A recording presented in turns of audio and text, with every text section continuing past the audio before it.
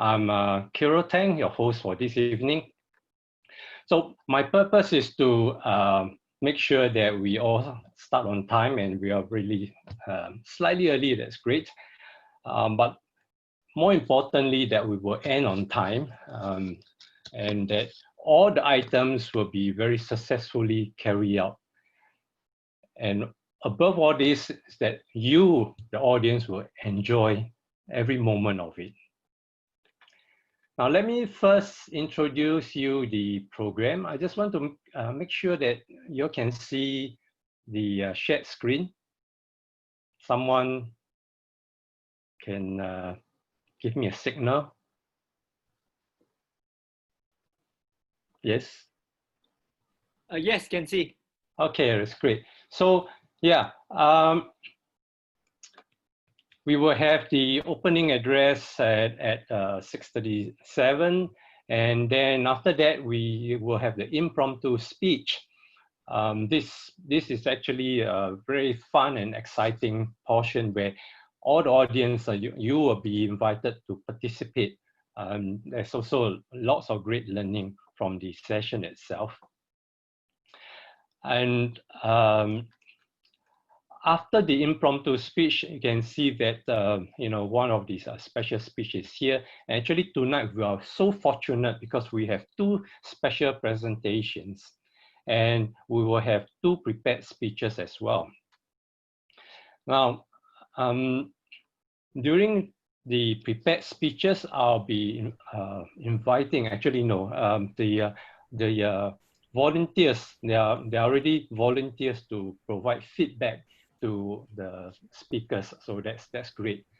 So therefore tonight, I think we will end a bit earlier, I'm sure, right? If everything goes smoothly, 9:29, that'd be great. Okay, while I have a bit of time, let me introduce a bit, before that, let me go on to just the program itself. So at 7:58, you have a coffee break, and then second part of the program after the coffee break, you can see that's where we have the prepared speech and the special speech by Willie. And thereafter, we will have a test to see if we have been paying attention or the speakers have been doing their part as well. Yeah, and followed by any announcement by Sean. And Jeffrey will be kindly doing the closing address this evening. And as I said, hopefully everything will end punctually. 9:29, we can go back earlier. But those of you who are available and if you are interested, you can stay on for the post-meeting debrief by our chairman, Mr. Gay. Right. So with this, let me introduce a bit about the appointment holders. So when we first started, we have Sean, who was doing the icebreaker. And for those who have just logged in, maybe we should actually now the camera should focus on Sean. Sean is actually a financial servicing consultant, a finance consultant basically with AIA. He graduated from NTU with a bachelor in material science and engineering. He specializes in health insurance and legacy planning to ensure that his clients' families will have nothing to worry. And especially at times like this, where we have the pandemic that's going on and everyone's having the loss of income. Sean has been in the industry for more than 4 years, and he's one of the top apprentice consultants in his agency. And he has a record with more than 250 families in managing, helping them in their finances to protect their assets and leaving legacy for their loved ones. Sean has such energy. Besides doing all this, he finds time to actually set up. He's a founder of YEMG, which stands for Young Entrepreneurs meetup group. He leads this group of entrepreneurs and empowers them to understand the issue that's facing entrepreneurs, and he helps them to explore solutions and best practices with them as well. So the purpose of the group is to support the members in their entrepreneurial successes. So anyone who are interested, please PM Sean, and thank you, Sean, for this very noble purpose. So Sean, maybe you can wave your hands again. And just a very quick one to introduce Fleming again. She's also an entrepreneur, and she's find the entrepreneur journey really interesting. So for her, it's that she likes it because no 2 days are alike, which appeals to her very forward-looking type of character, very bubbly, and she's really enjoys helping people as well. So anyone who likes to know about converting spending into earnings, please send her a private message. So Fleming, thank you very much. At this point, I'd like to introduce another appointment holder within this Agora Club itself. He's so important. Without him, this conference wouldn't be able to actually function. He's none other than our video conference director, Mr. Willie Low. Willie, where are you? Okay, yes, Willie, thank you very much. So Willie, he's the president of the Fuchun Toastmaster Clubs. He's very active in Toastmasters movement. And as you can, as you have witnessed here, really, he's visionary and a pioneer for the online Toastmasters Clubs meeting. So we are very, very grateful to him for helping us to set up the online video conferencing for the Agora Singapore Speakers Club. Next, we have the timekeeper. The timekeeper for this evening is Mr. Gay Chong Lim. Mr. Gay, he's currently working at NGEM. NGEM is a big pharmaceutical company based in Tuas. And because it is a pharmaceutical, making drugs, especially to treat osteoporosis, so he's an essential worker during these circuit breaker times. And so he's actually risking his so-called taking risks every day traveling to work. Yeah. And Chong Ling has been with Agora for the last 1.5 years. He has actually tried almost every role. Like you find him in every time doing something, and he actually encourages everyone to do the same. He's been the MC, the timekeeper, delivered speeches, doing closing, etc. And in fact, he has also been the impromptu, so-called hosted the impromptu speeches as well. So tonight, he's again our timekeeper. So Mr. Gay Chong Lim, thank you. Where are you? Yes.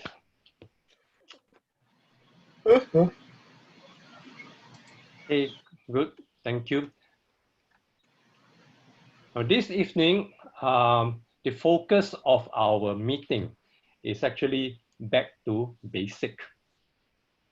The focus, especially during the feedback session, will be on whether the speaker has told us what he promised to tell us, and we'll be also looking to evaluate whether the content of his speeches makes sense, whether the body leads logically to the closing as well. We are also very thankful to have the volunteers for the evaluators, so that the meeting can proceed more smoothly. Last but not least, all of you in the audience here, thank you very much for coming. And we'd like to actually say that you are very, very important. You are actually one of the most important here because without you, the meeting would be totally empty, without audience. What is your role? Your role is like basically to provide the nurturing and supportive environment. So we can encourage the speakers by clapping our hands, when the speakers are introduced, and also when they have finished their speeches. But most importantly, we encourage you to put on your video so that the speakers can actually see you smiling at them, and nodding and giving them the support. So this is really, really very, very important. So without much ado, let me invite Casey, who's our Vice President for Education in Agora's Speakers Singapore Club, to open the address. Casey, to you. And hello, everybody. Good evening. Another awesome week is here. I want to start with, yay, the lockdown is over, but yet I have to wait till phase 3 to go back to my office. So I'm still under lockdown, finally, right? Right, good evening, members, friends, new and old, and friends from all over the world. Our speakers tonight, President Mr. Gabe Ampeng. Thank you very much. I really miss going to meetings, seeing real people. I miss the our meeting rooms in International Plaza where we can have so much fun speaking in front of everybody. I really hope that in a few weeks' time, our life will get back to normal. I can have my hot coffee in a cafe and can get some friends out and chit chat. So, but why are we here? We are here because we want to be better listeners, better speakers. We want to be better leaders. We want to become better employees, better employers, better businessmen. We simply want to be better people. When we come to Agora Singapore Speakers Club, we become like a very hungry little caterpillar. This hungry little caterpillar is tiny and it is ugly. We are like that. We are like the ugly little caterpillar, so small, and one day we shall become a big, beautiful butterfly. At Agora meetings, we listen, we observe, we speak, we receive feedback, we learn. And the next club meeting, we will do the same. We listen, observe, speak, learn, adjust. This is what we will appear to be doing. But what is actually happening is very different. At every club meeting, we are just like the very hungry little caterpillar. The first day, the hungry caterpillar ate through an apple. He's still hungry. Second day, the very hungry little caterpillar ate through 2 apples. And yet he is still very hungry. And following day, he ate through 3 apples, and etc. and etc. Can you remember this little story that we always heard when we, as a children? When we attend Agora Club meetings, we learn listening skills. We learn speaking skills. We learn leadership skills. Like the caterpillar eating and absorbing nutrients and growing. When we attend Agora meetings, we receive feedback. We learn to stop bad speaking habits. We are like the caterpillar, passing out the bad stuff while we absorb nutrients that help us grow. We keep on doing this over and over, day after day, learning new skills, dropping bad habits, adopting good habits. One day, you and I will be like the hungry caterpillar who will transform into a most beautiful butterflies. And there we change the world. From there, we become better listeners, better speakers, better leaders. We shall become the person. We shall become the person we want to be. We shall live the lives we dream of. At Agora Club, we focus on helping people become the practitioner. We focus on effectiveness. We are a community of friends helping friends. We are Club 39, and I wish you a warm welcome and had a very, very enjoyable evening. Back to you, Kiro. Thank you, Dr. Kiro. Thank you very much, Casey. So I just like to say that, Casey is amazing. For those of you who do not know, Casey graduated, you know how many years ago? More than 25 years ago. And he still looks so young, full of energy. And the amazing thing is that, he's actually an author, a painter, sculptor, designer, and he has been key speakers in numerous design and art festivals all around the world, local and international. He enjoys his daily work as a brand consultant, which is another amazing journey of his. And he has been helping many in their personal grooming. So we have been very fortunate because Casey has been with the Agora Speakers Club since when the club started 3 years ago by Mr. Gay. And he had held many roles as well, for all over the three years. And currently, he is our Vice President Education in Agora Speakers Club. So thank you very much again, Casey. Thank you. Right. The next session that we're going to have is the impromptu speaking. Now, this whole session is 30 minutes. Each speaker will have actually 2 minutes to speak. So the timing will be, at 1 minute, you get the green light.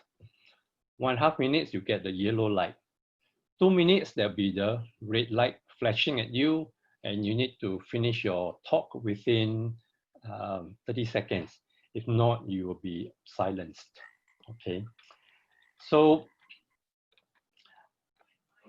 tonight, who is our impromptu speech master? Is none other than Wilson Low. Okay, he's an ordinary guy who is working his way to accomplish his dream. He's so willing to share his learning journey, the mistakes that he makes, or his encounters as experience with everyone on the path. Wilson, he said, I'm not a perfect guy. He has all his vulnerabilities, just like everyone else. He finds it tiring and suffocating to put on a mask, to be someone whom he's not in this world. He believes that vulnerabilities actually can be our greatest strength when we accept them as part of our life stories. And with the understanding that everyone has their own voice and is powerful to use that voice to make a positive impact, Wilson is actually looking for a platform to get his real voice out there, to reach out to people and be a positive influence in their lives. Besides his love to reflect, learn, talk to people about life, Wilson is passionate to share his perspective on 八字, which is actually a Chinese astrology, right? Reading your birth times and that kind of stuff. It's an ancient art in Chinese metaphysics. Wilson lives to speak and inspire people, enabling them to see the new possibilities within themselves and be more powerful, confident, and happier in life. So let us invite Wilson to conduct this impromptu speaking session. Thank you, Dr. Kiro. Can you guys hear me? Yes, loud and clear. Okay, thank you. Good evening, Agora. Evening. Right, yes. So this is impromptu speeches, which is one of the most fun segment in Agora Speakers Club. Okay, so what is the objective of impromptu speeches or impromptu speaking? The purpose is to be to learn to be spontaneous. This is to help us to think on the feet and so that we can respond faster whenever we are asked to speak or we are asked to present our ideas. So this is one of the segment where you don't need to prepare anything. You just come up with your idea and then you just need to craft your message and speech. And then most importantly, you just need to have fun and enjoy the section, okay? So like Dr. Kira has mentioned, right? Each speaker is given 2 minutes to present or to speak. So but we are going to do it because this is a virtual meeting. So we are going to do it a bit different because, so 1 minute, the timekeeper will actually spotlight the time and it shows 1 minute, and 1.5 minutes, another spotlight, right? And 2 minutes, a red spotlight. And when you see the red light and the red time, 2 minutes, you have 30 seconds to wrap up your speech. Cool. Okay. So in the physical meeting, we raise our hand when we want to speak, right? But in this virtual meeting, what we are going to do in this section is, if you want to speak, type your name in the chat box. And our team will have someone to spotlight you and according to the order of your name in the chat box. All right. Okay, so this is the part. How are we going to, what are we going to how are we going to say our what we want to say, and how do we present our idea later on? The first one is to tell a story. Later on, we have a few topics. So each speaker will have one topic.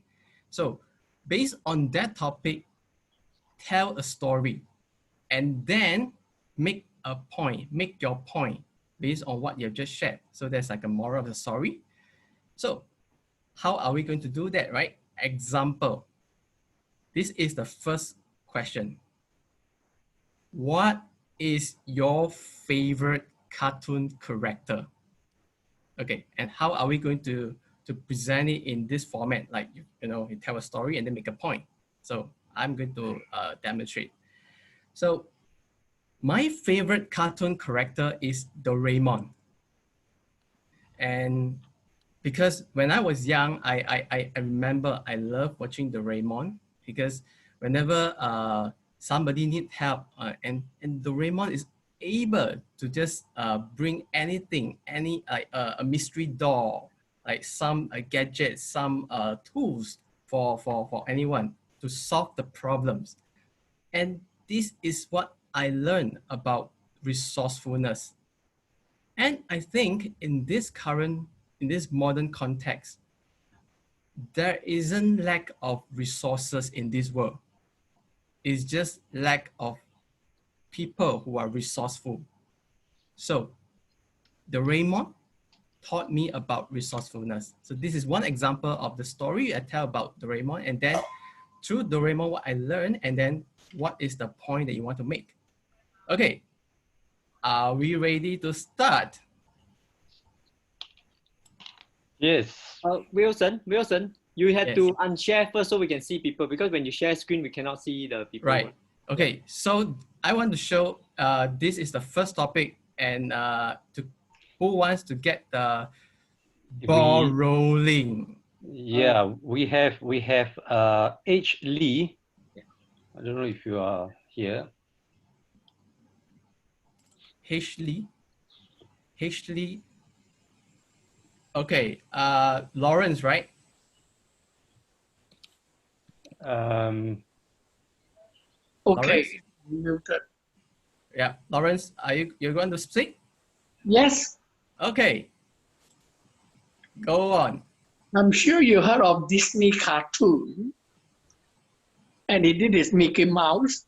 You know, he do cartoons as film, even like the Sleeping Beauty. You know the story about Sleeping Beauty? It's about this beautiful girl She's so protected at home. She wasn't open because she's one girl, one very precious daughter. So she's been so protected. So she's not exposed to the world. And she don't even know how to fall in love, how to build relationship, how to look at any guys. She would just fall in love and get lost. And there's a special birthday that they invited, but they didn't invite a witch. This witch, this is a bad lady, we won't invite her. Anyhow, the lady came. And she brought a gift. And you know the Sleeping Beauty story is about a spinning wheel. Spinning wheel with a needle. And she don't even know how to handle it. She touched the needle and she just knocked off and fell asleep. And no one can save her. Until a prince that conquers dragons, young, good, charming, come along, give her the kiss of life. What's the moral of the story? The story is that if we do not learn, we are do not exposed to danger, we are overprotected, we could do something silly and we'll be knocked out. It's good if someone come by and save us. But if not, we are in big danger. And that's the reason why exposure, looking at things, and even not worry about the things that are no good or bad or even evil. So it's important. Open your eyes, learn, never be afraid. Thank you. Thank you, Lawrence. All right, so that's our next question. Okay, before that, who wants to speak next? Angela. Angela, great. So the next question is, can you guys see without me going to? Yes. Okay. Yes. So the second topic, Angela, your topic is my biggest concern for the future is. Okay, Angela, you have 2 minutes. Good evening, everybody. My biggest concern for the future is the environment. But I think it starts at home. And I think the government has to take more steps to look after us. We're here besieged by mosquitoes. In Singapore, we've got dengue fever, and we haven't got windows covered to keep out the insects. If you go to America, you find that all the houses in the south have fly screens over the doors and the windows. And people in Singapore don't have this protection. So we're running around like loonies and we're all catching dengue fever if you look at the statistics. And that's because we're all at home and we're not protected as we would be in an office with closed windows. And I can just look around at a building and can tell you at least 3 things I would do to change things. I'd put screens on every window and every door so you could open your door and still get the fresh air, but you wouldn't get the insects coming in. I would also build buildings in a step fashion so that if somebody fell out of a building, they could never fall more than 1 story. And this has been known for years. It was done in Habitat in Canada years ago. You build a building like a pyramid and it goes up in steps so that each house looks down on the garden in the patio of the one below. And you could never fall 50 or 5 stories out of a building. You could never fall more than 1 story. Then in addition to that, I would have every building surrounded by the kind of lovely soft surface you get in a children's playground. So you would never fall onto hard concrete, whether you dropped your phone or anything else. And I'd also get rid of the granite floors so I wouldn't break my phone. And then I'd protect all of you. Thank you so much. Thank you, Angela. Wow, interesting sharing on the building structure, right? Okay. Okay, who is next? Jonathan. Jonathan. Hi, Jonathan. Let me share mine. Jonathan Yo. Jonathan, are you there? Hi, Jonathan. Yes. You can unmute yourself. Yeah, okay. So your topic is social media destroys a person's self-esteem. Okay, Jonathan, let's go. Jonathan, your time starts now. I am on the wrong side of 50 years old. I grew up without social media. My self-image is basically my experiences growing up and from childhood to adulthood, and my parents nurtured me. They are the ones that provided me a role model to live on, and I thank them for that. Today, from young, you don't even have to be 6 or older to be exposed to so many influences. We don't just speak of mainstream media, we have social media, alternate media. In fact, we have Trump calling anti-far right, the chaotic protesters. Social media has actually distorted the truth because social media has no more absolutes and everything is relative.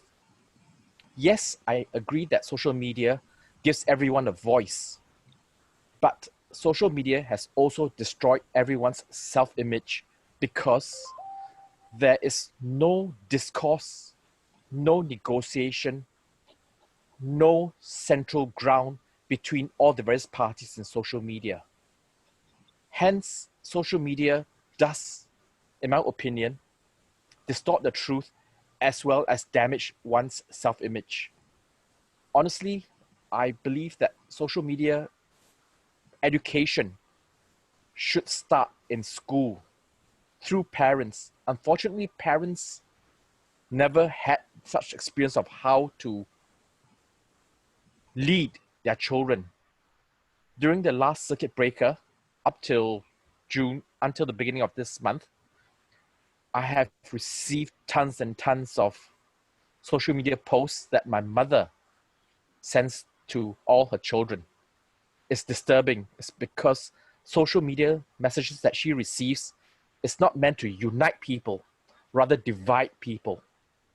So my conclusion is social media is out because it damages people. Thank you. Right. Thank you, Jonathan. Thank you, Jonathan, for sharing your view on this topic. And I think, yeah, you made a point where you say social media divides people. Okay, I would like to delve deeper into this topic. And who's next? Shauna. Shauna. Okay, would like to listen to your point of view on this topic. Social media destroys a person's self-esteem.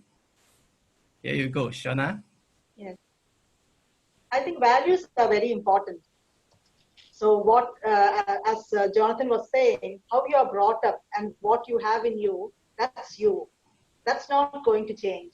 But then when you grow up with a lot of influence, with seeing so many things around you, you really don't know which way you want to go. So unless those values are very strong in you and you know what it is that you want, it is very easy to be influenced by it. Because after all, everyone wants to look good, to feel good and get there and be there. So there's so many things that pulls you in so many different directions. And which way do you want to go? It's not an easy choice, to stay grounded and to stay rooted and to say, this is where I want to be. So it's a lot to do with how you've been brought up, what your values have been. And it's all about you finally. And to have the right people with you. I remember, was it Jeffrey in his one of his talks said that the community that you are with, you know, the 5 people that you talk to always, the parents that you are with, they all play a big role in guiding you the right way. Very often we are lost. We don't know which way to go. So everyone together can, you know, can guide you in the right way. But finally, you yourself need to know what kind of a person you need to be. So I think that's where it all is. Nothing needs to affect you. You can look at everything, enjoy it, accept it, and contribute to it. You don't need to get swayed by it with help from people. So I think it need not affect your self-esteem. And hopefully the social media, the people itself will learn to be more responsible. And yes, I think that's what I'd like to say. Thank you. Thank you, Shana. Thank you, Shana. Yeah, it's great that you brought the point that we can decide not to be affected by what we receive in the social media space. Thank you, Shana. Okay, who's next? We have AJ. AJ, right, AJ. Your topic is gonna be, if I were an animal, I would be a... Okay, are you ready, AJ? If you were an animal, what would you be? If I was an animal, I would probably be an elephant. So I'll just start off with a story. It's really a little sad, but really would be very thought-provoking for all of us.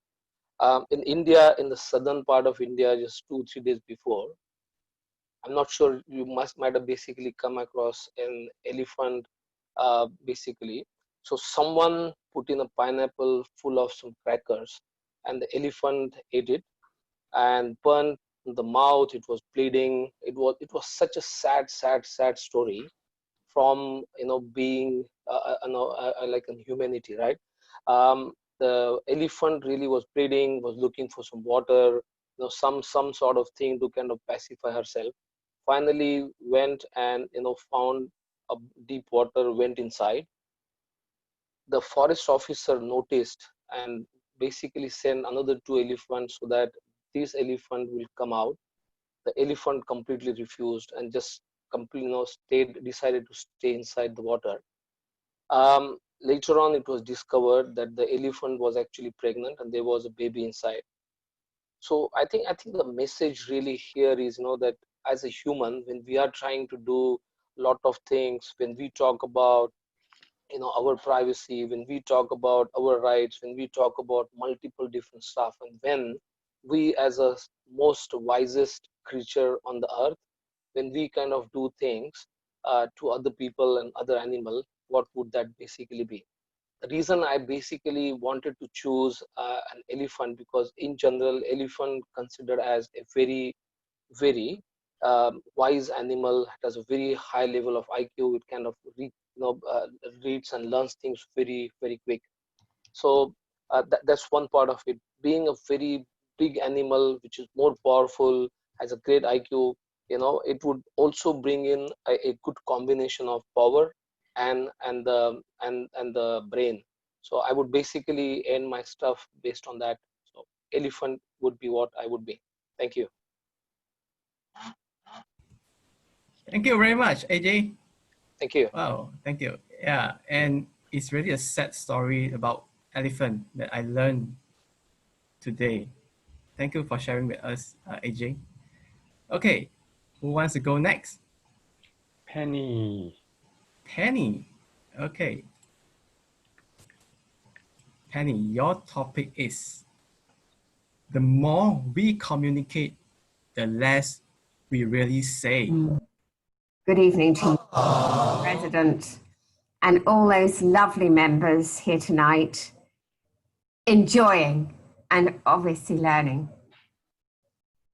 Yes, the more we say, I would agree, the less we really, I believe, articulate. I'm putting my own words in. as a message. I had, when I first came here in 1995 in Standard Chartered, the most amazing, visionary, entrepreneurial man. He was called Alan, leading investment services, which today is wealth management. Every single morning, Alan used to come into the office. He was gorgeous, he was conversational, he was personality, absolute. And he always had an idea for the day. Now, someone who drove that business very successfully and had an idea for the day, whatever we do, whatever we like it or not, sometimes that idea can be hot air. I don't like hot air. I like tangibility, to know exactly what is what and where we are going. Having said that, as a lot of people know, I am highly verbose. So I have to be very, very guarded in meetings. If I'm saying something, I have to pull back and use, I always say, Penny, to myself, please use this, the 3 C's as a technique. It's learning for everybody tonight. 3 C's being clear, concise, yet compelling. That is a great message for people who want to say more, but want to pull themselves back and give that powerful, good, strong message to go drive and deliver. Agora, thank you. Well done. Thank you very much, Penny. Well, that was a powerful closing.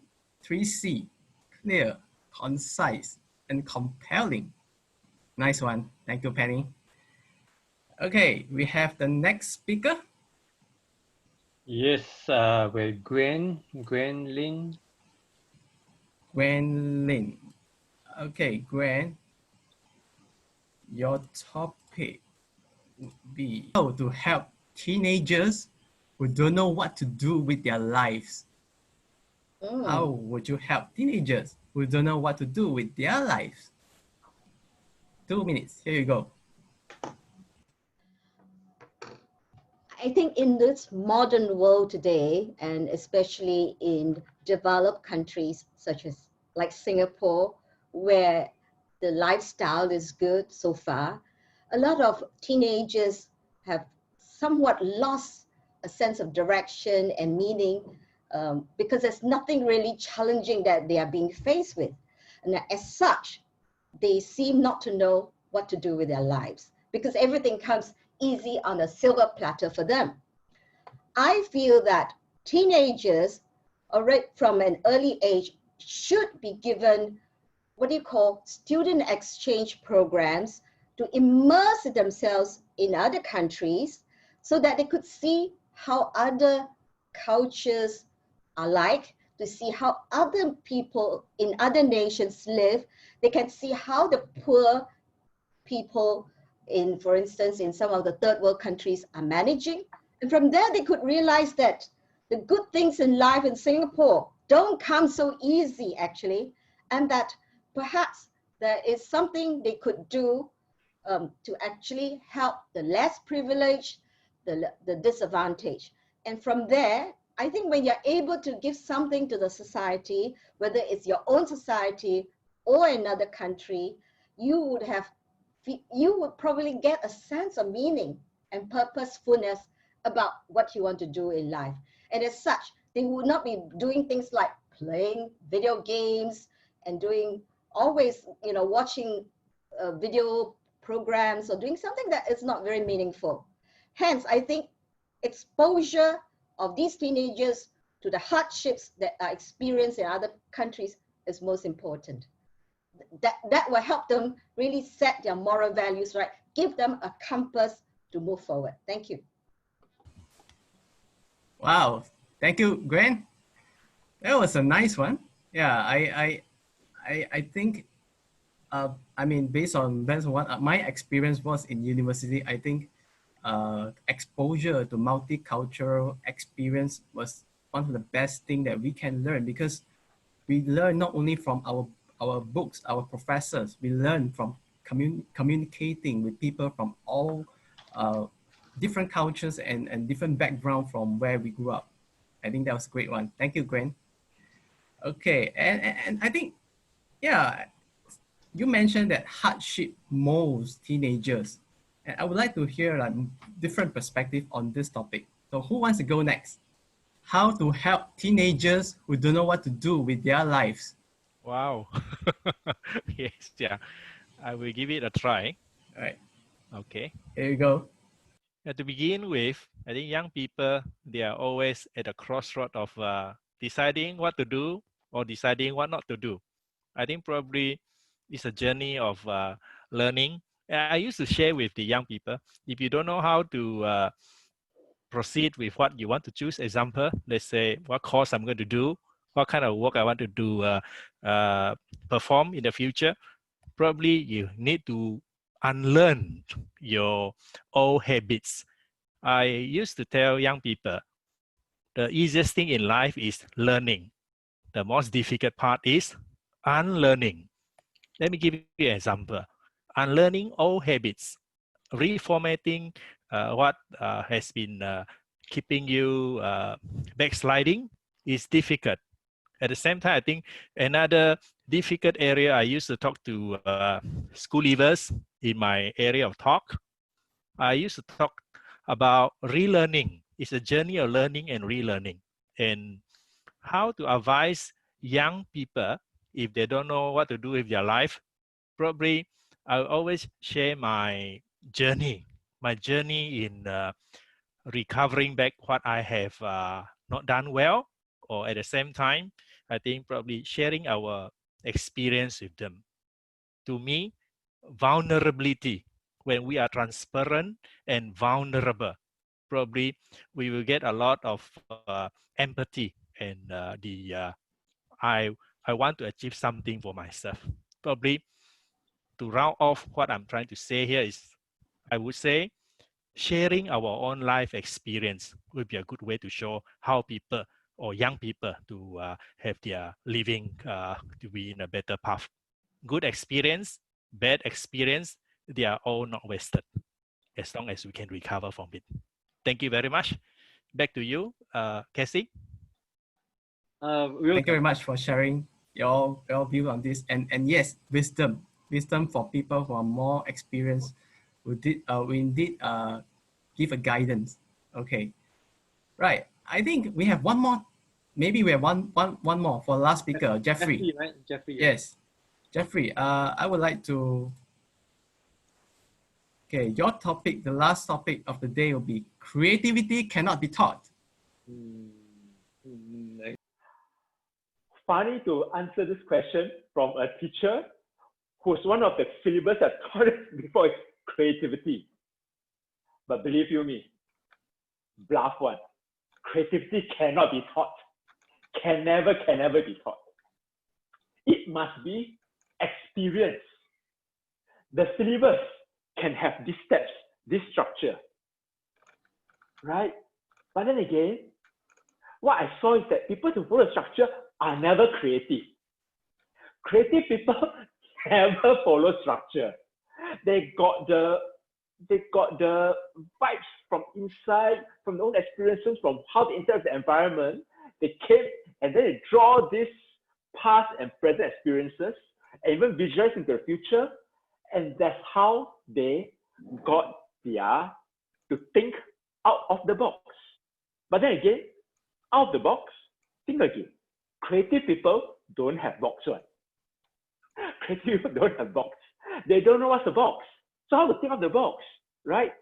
Yeah, in all the some texts and people who talk about creativity, they think about thinking out of the box. That's called creative.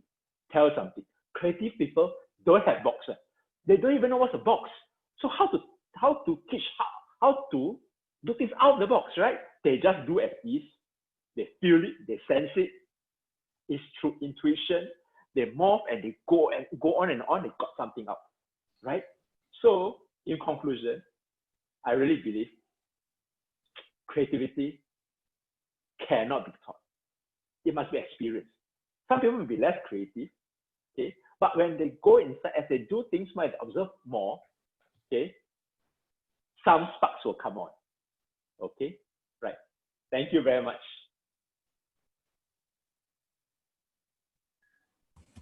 Thank you, Jeffrey. Wow, Thank you. wonderful.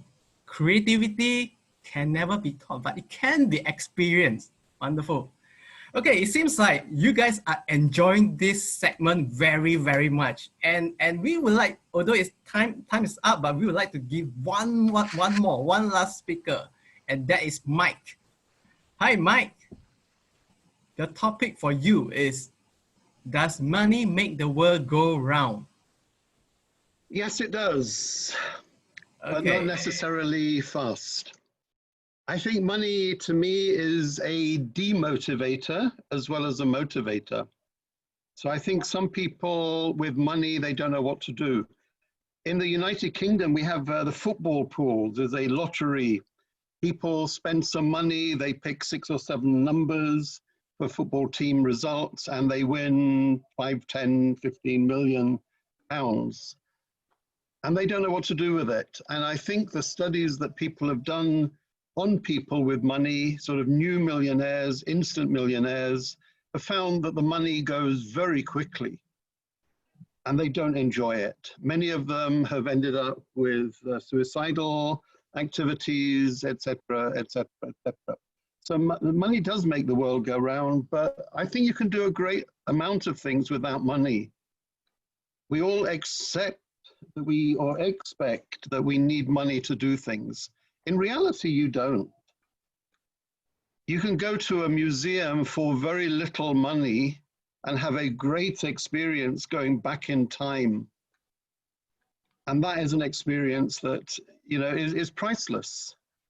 So it's really what we do with our lives that's more important than the money we have. Yeah, I think a lot of people are money motivated, driven by money, but it doesn't always do them a big favor. So yeah, you need some money. You don't want to be poor. You don't want to be starving, but having an obsession with money is a bad thing. I think one of the problems we have at the moment in the world are the 1% or the 10% of 1% of the people that have so much money they don't know what to do with it. In the USA, since the middle of March, just in 2.5 months, 5 people, just 5, yeah, five people have made $434 billion more profit for themselves. I mean, this to me is obscene. Yeah, this should not be allowed because we have so many people. And when you, in the US, just taking them as an example at the moment, 40 million people without a job. America is already, you know, a very flimsy country. A lot of poor people in America drive nice cars. You go look at the food at the moment, yeah, the soup kitchens. People are driving up in Mercedes-Benz to get free food to feed their families. Okay, time's up, Mike. Thank you, Mike. Thank you very much, Mike. Thank you for sharing your view on this topic. Okay, right, time is up and I will pass the time back to our MC, Dr. Kirill. Yeah, Wilson, thank you very much. It was really, really very a lot of very interesting topics, and of course, all our volunteers for the speakers. I learned a lot from each and every one of you. Thank you, thank you. So perhaps we can invite Chong Lim to present the timers report.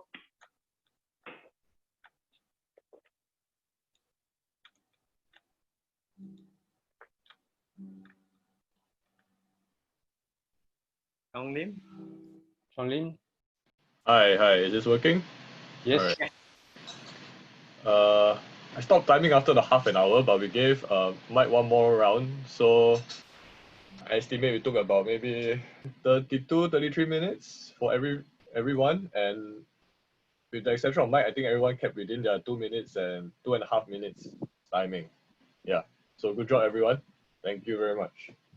Thank you very much, Choning. Thank you. So yeah, I think it's a well-deserved extra minutes, and it was a really good 32 minutes of impromptu speeches. Next, let me introduce our first special presentation. Our special presentation tonight is by none other than Peter Woon. Peter Woon is a senior management in many of the related business of B Education Group and also the Virayat Group. Peter is responsible for policy, decision-making, management, client visits, planning, all the corporate outreach and account development, especially for expanding a business.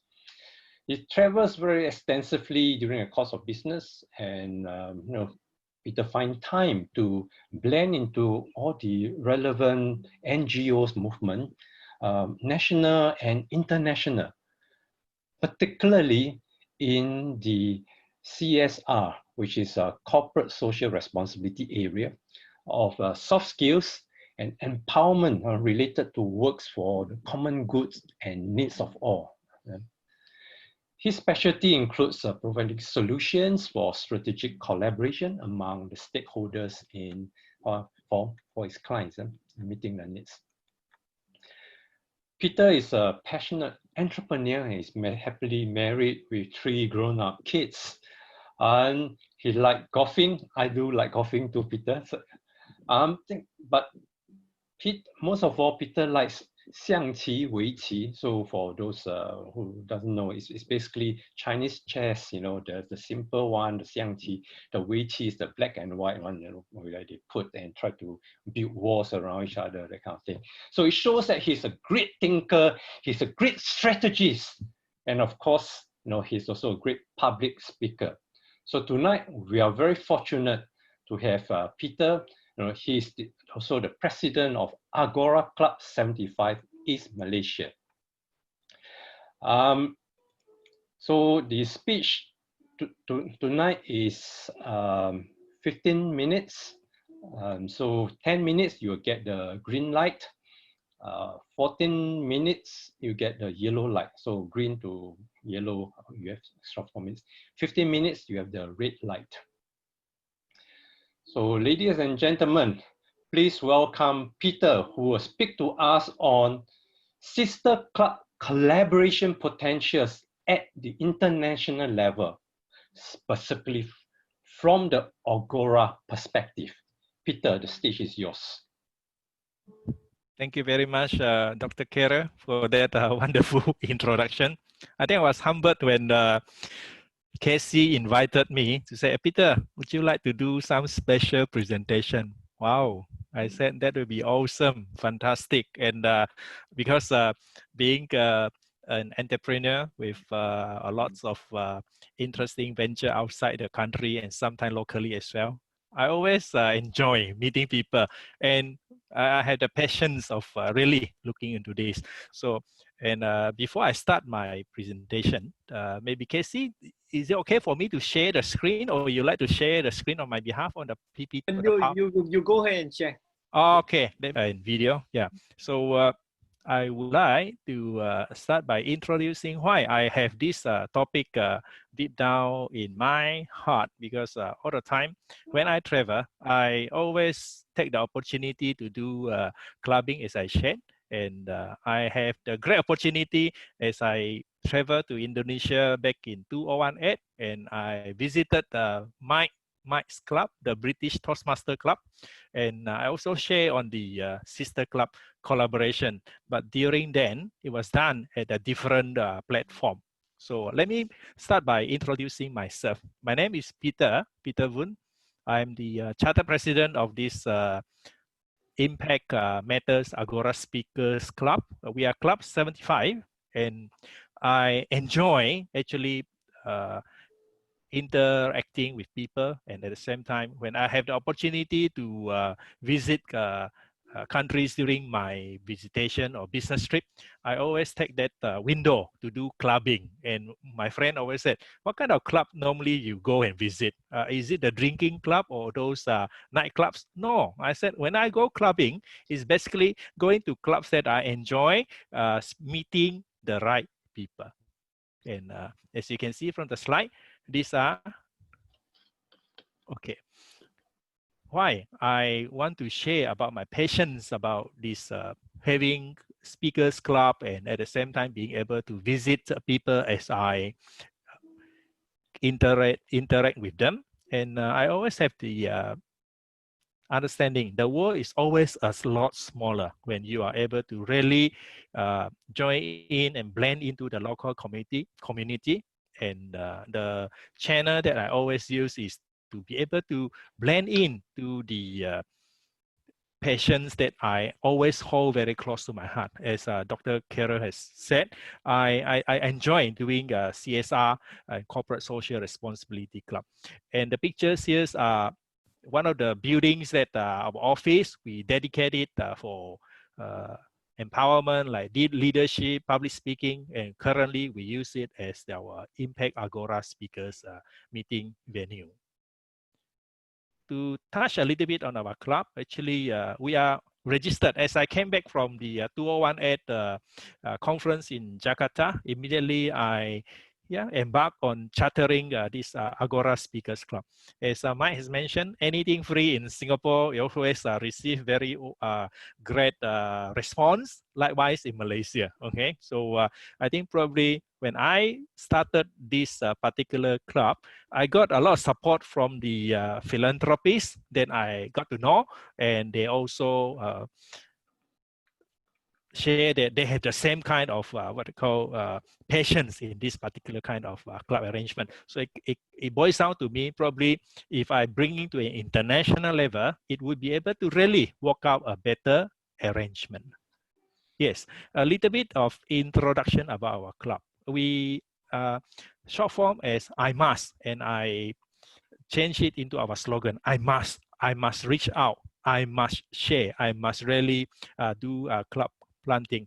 We are actually in East Malaysia, located in Bintulu, and the email contacts are all here. That's the reason for me to share about this is we are actually a registered NGO with the Malaysian government. We do get funding and allocation, especially when I embark on public speaking empowerment skill for young people. I got the opportunity to visit school. I got the opportunity to visit university during the course of my work with BEE education.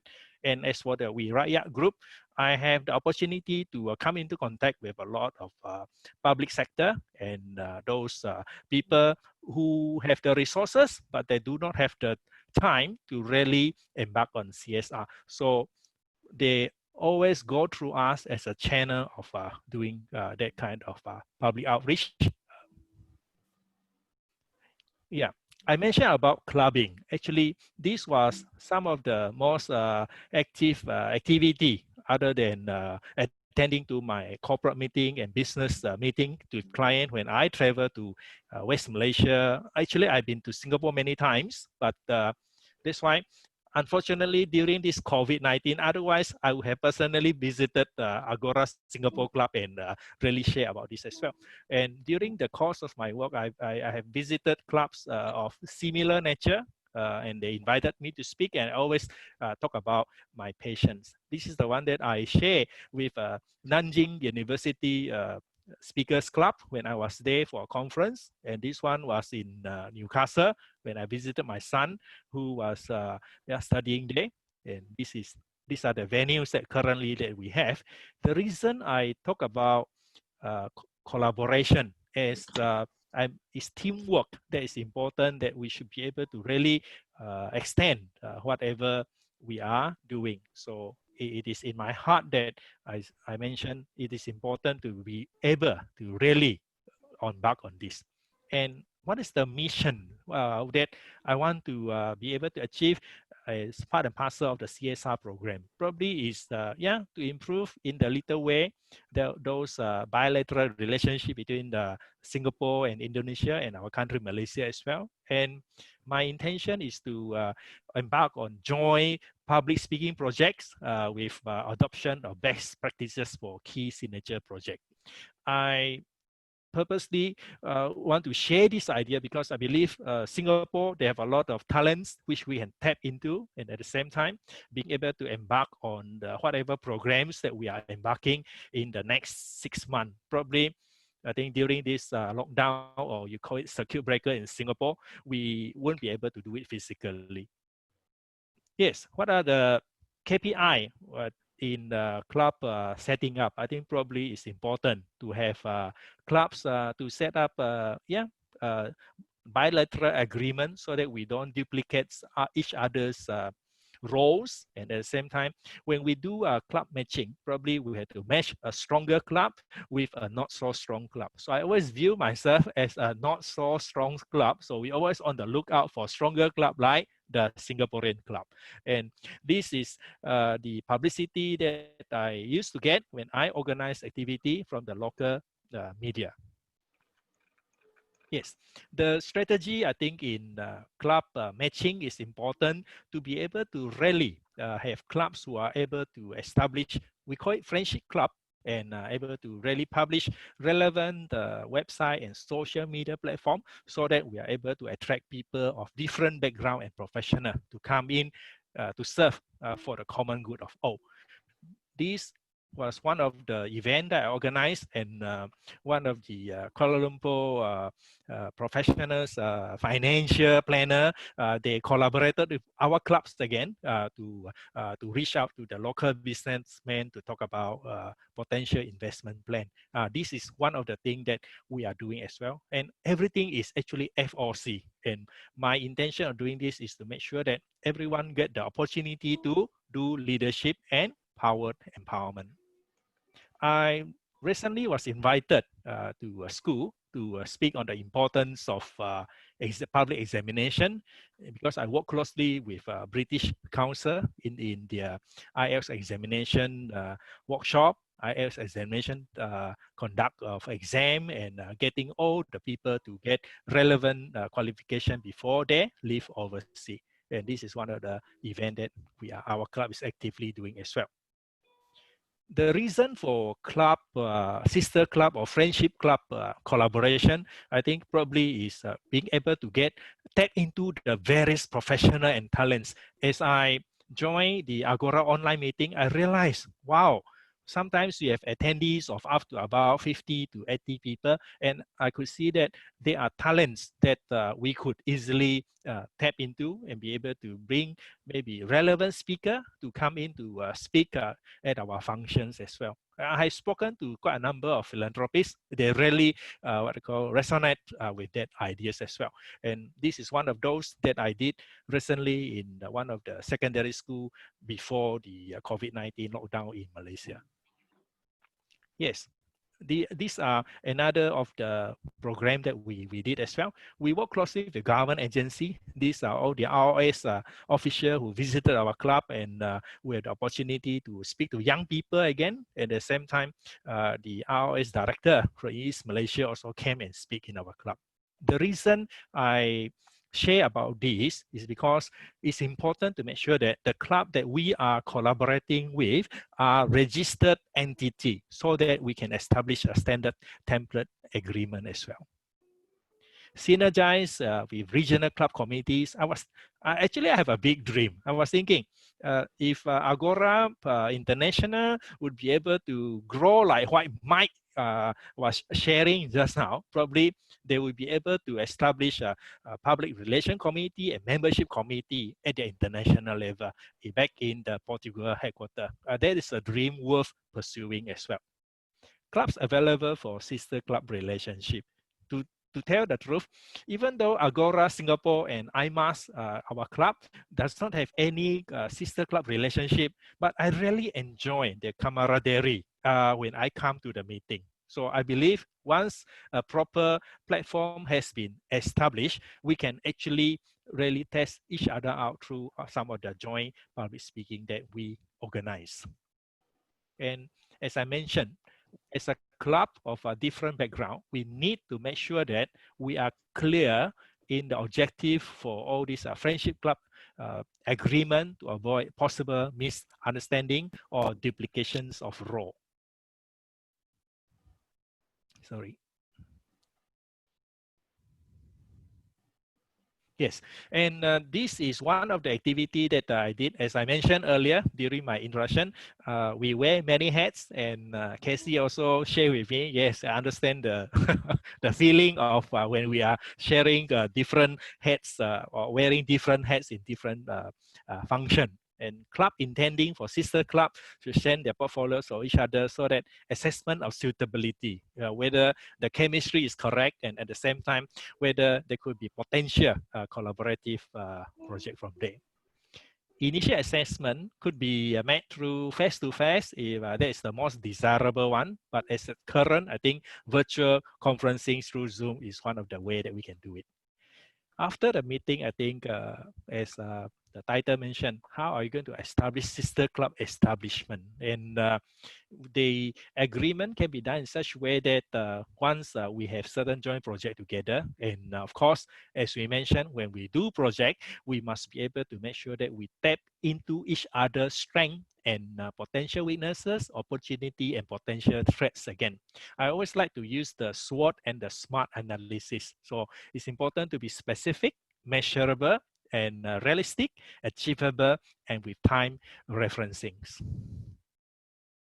Yes, unless an intended matching club already has established engagement, because we are public speaking and leadership development and debates. So I think probably the best, the most appropriate and relevant joint public project that we can do is public speaking. And that's why for those clubs who are keen, or for those people who are able to contribute the talents, please do not hesitate to drop me an email, and we'll be able to see what we can do during this lockdown or the circuit breaker.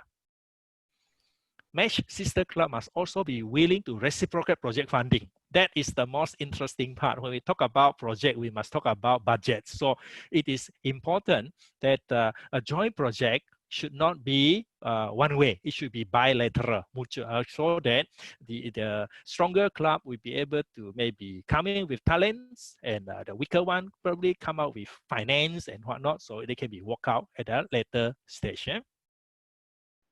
Yes, establishing a list of Agora club. Yes, that is an international level again. Probably this one, as a Singapore club, you are an international transit point. Probably you can talk to Portugal headquarters to have a list of Agora club from the same geography or outside the geographical location, so that different club of different background can be actually blended together.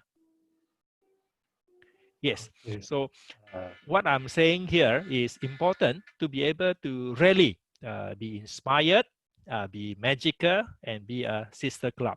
Actually, inspiration is important, and at the same time, we must be awesome as well. And I believe it is important to be able to establish this sister club collaboration if the opportunity arises at Agora international speakers. Likewise, since I know I know some of the Indonesian club quite well, and I know now I get to know Agora Singapore as well. Probably that will be a good area that we can embark on. So to end my short sharing, please do not hesitate to contact me in the event if there are potential area in this.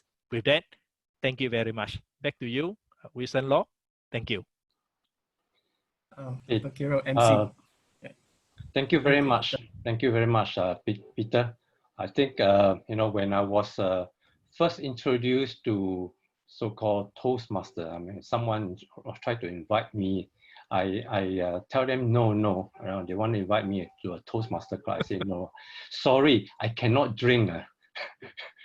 I didn't know it was more about speaking. Yeah. All right. Very true. Yes, yeah, thank you. Yeah, thank you. So can we have Chong Lim, please, for the timers report?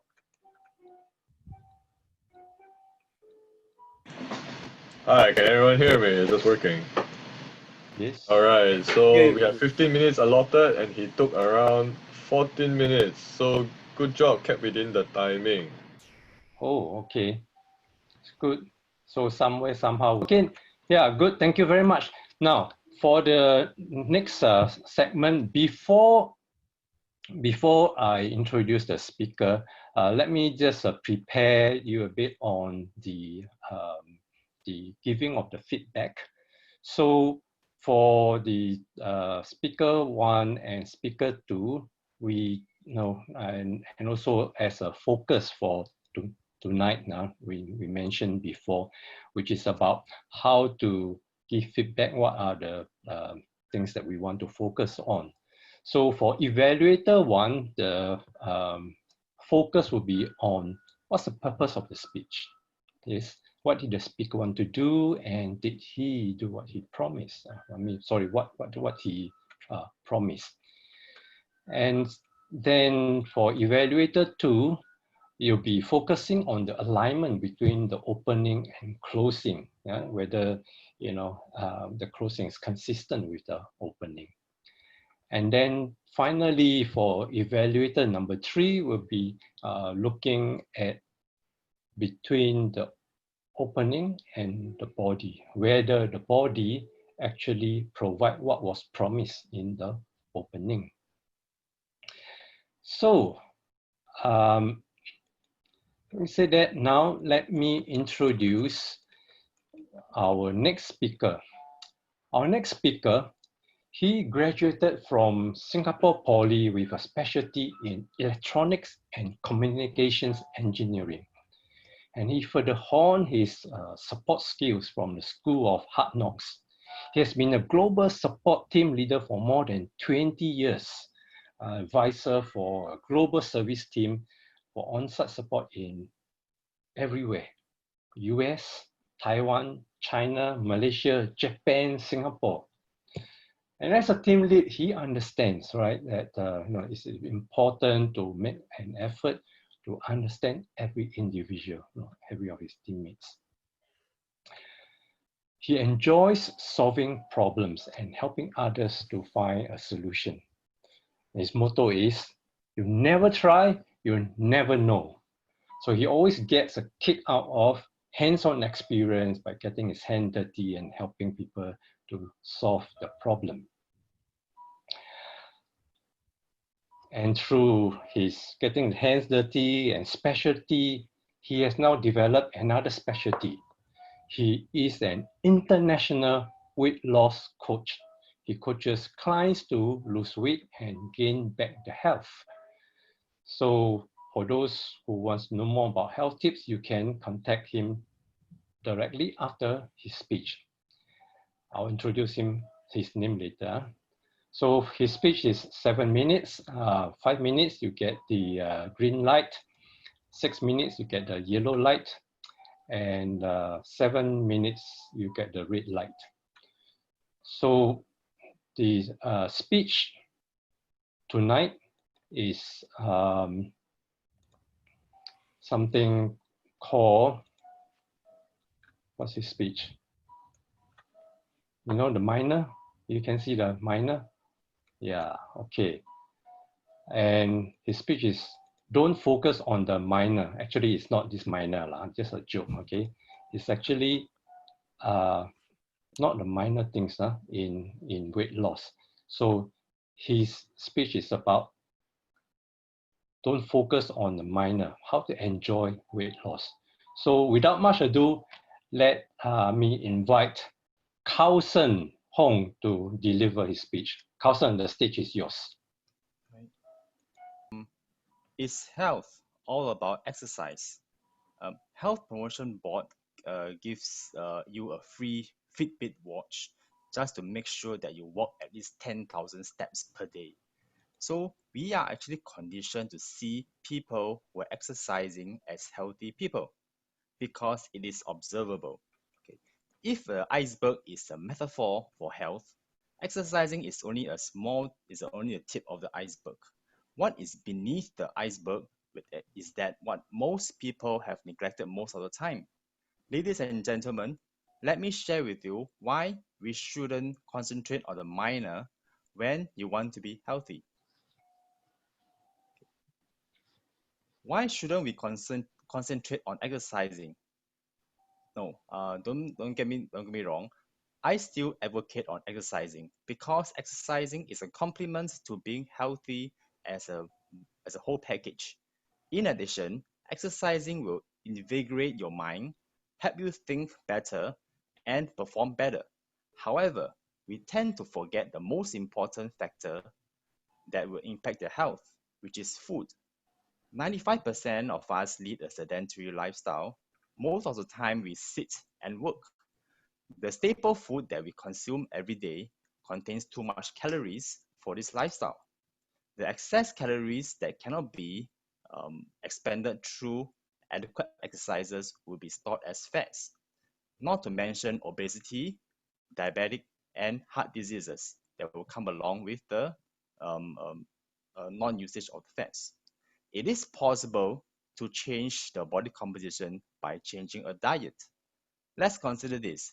We normally eat 3 to 5 meals in a day and work out for at most 1 to 2 hours.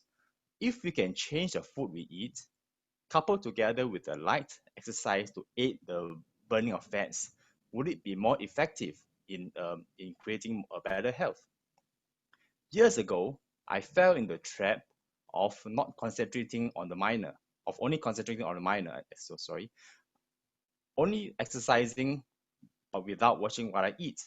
As a result, I not only did not lose my weight, but even gained additional medication for my pre-existing high blood pressure condition, all due to my poor diet. In October 2019, I was introduced to by my coach, Mr. Jeffrey Louis, to the concept of called the 80% nutrition and 20% workout. He showed me the unseen possibilities of this iceberg. With good coaching and focusing on the nutrition, I gained back my health, achieved my ideal weight, lost 4 inches off my waist, and to fit into a M-size pants, and gained back my 6 abdominal muscles. I was a transformed person. Now, how do we work on the major? If you are doing alone, you will probably be spending a lot of time for trial and error. You test on wrong approaches such as skipping meals, fruit diets, low protein and high fat meals, etc. To avoid wasting their resources, you will need to find someone to guide you along, to show you the way, and to help you understand what is in the unseen part of the iceberg. You will need a coach that has the experience to educate you on the importance of nutrition and how to combine balanced nutrition and exercise effectively so that you can get the best out of both. Okay, by engaging with a coach, you need to prepare to flop, FLOP. All right, flop is acronym. F being follow instructions. A coach will always have a best interest in heart. They will give you a specific set of instructions to help you to achieve your goals. Always follow the instructions to a T. Okay, the second one, L. Learn the tricks. Nutrition is very simple if you know the mechanism behind it. Okay, understand how the nutrition works for your body by taking advantage of the food that you eat and the exercise that you do to help you achieve the goal faster and easier. Next one's O, open-minded. Be open-minded. If you always believe that exercising is the only way to lose weight and doesn't believe there's an alternative way to achieve your weight loss goals, you will be always focusing on the minor. The last one, persistence. Like any results, weight loss will always show with persistence. To lose an average of 4 kilograms, it will take you about 3 months for your body to adapt and balance itself so it doesn't bounce back.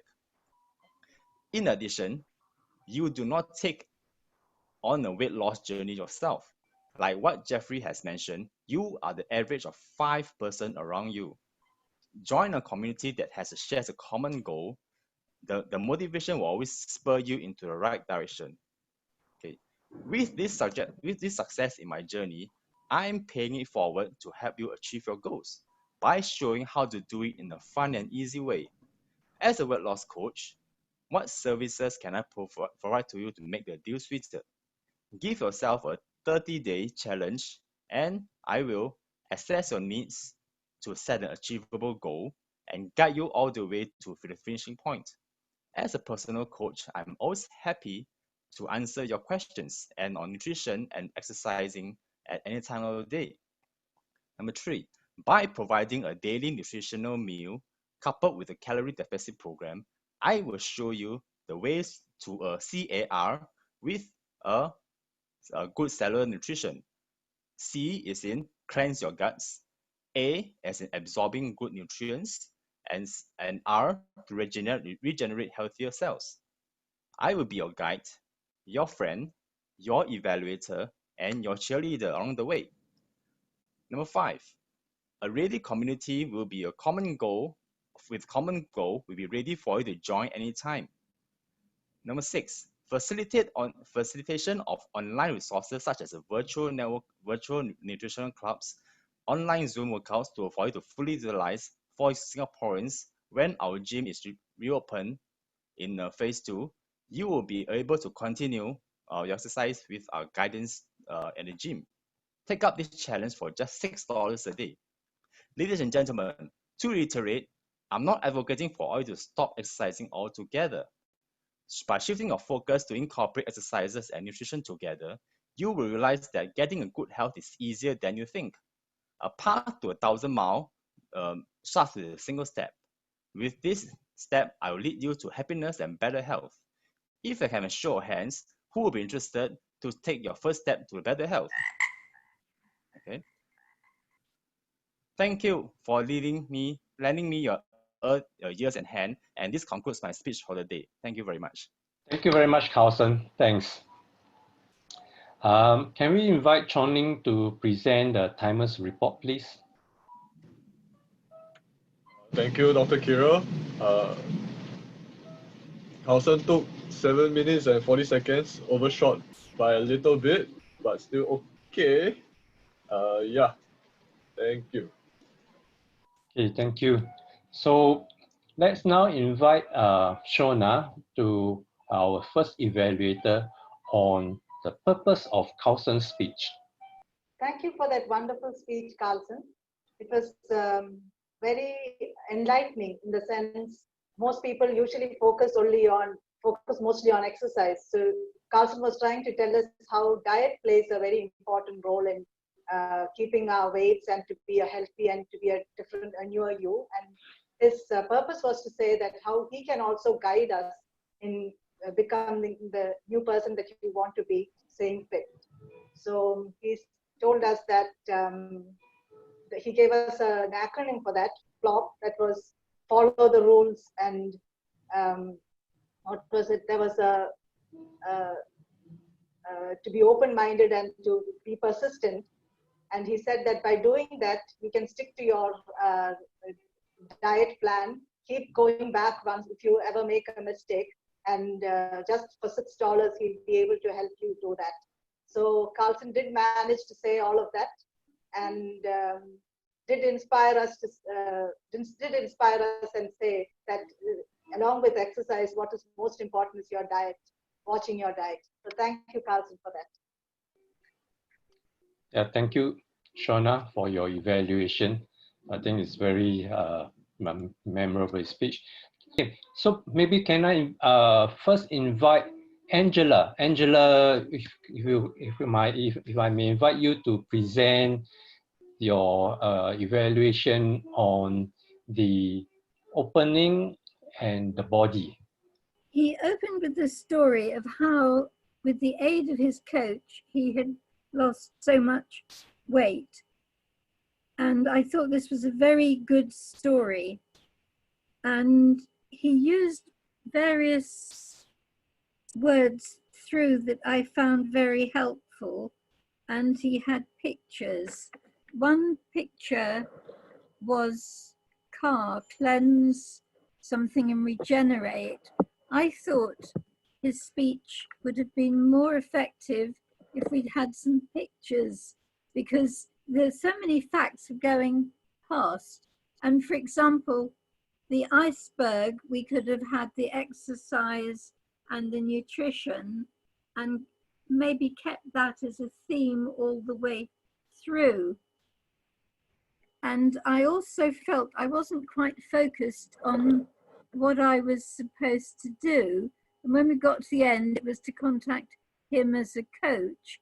And it would have been very helpful if we'd had his business name incorporating Carl and Car, or some Carlson and Car, or something like that, so that I could have, every time I heard the name Carlson and Car, I would have seen this picture of the car and Carlson driving it, and the C and the cleanse and the something and the something, and call Carson, and then I would have focused very clearly on where we were going. And I think that is the most important thing. So it would be Coach Carlson, and these are CAR, this is what he will do for you.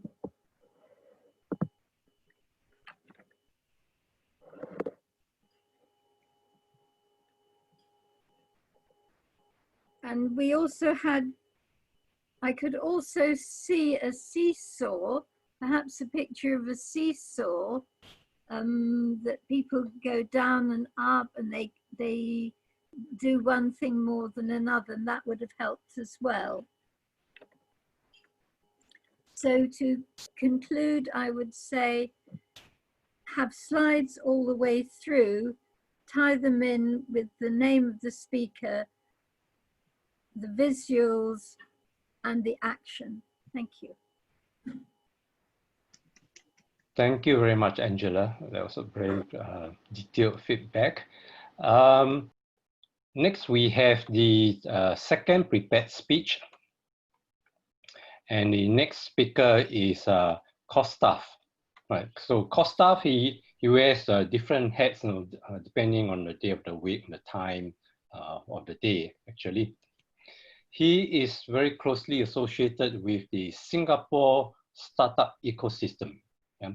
So after he had his own startup, was successful, he exited.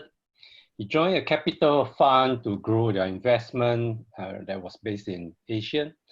And then he has been advising a lot of startups, and he had successfully advised more than 25 startups on their digital strategy and how to raise up their fundraising plan as well.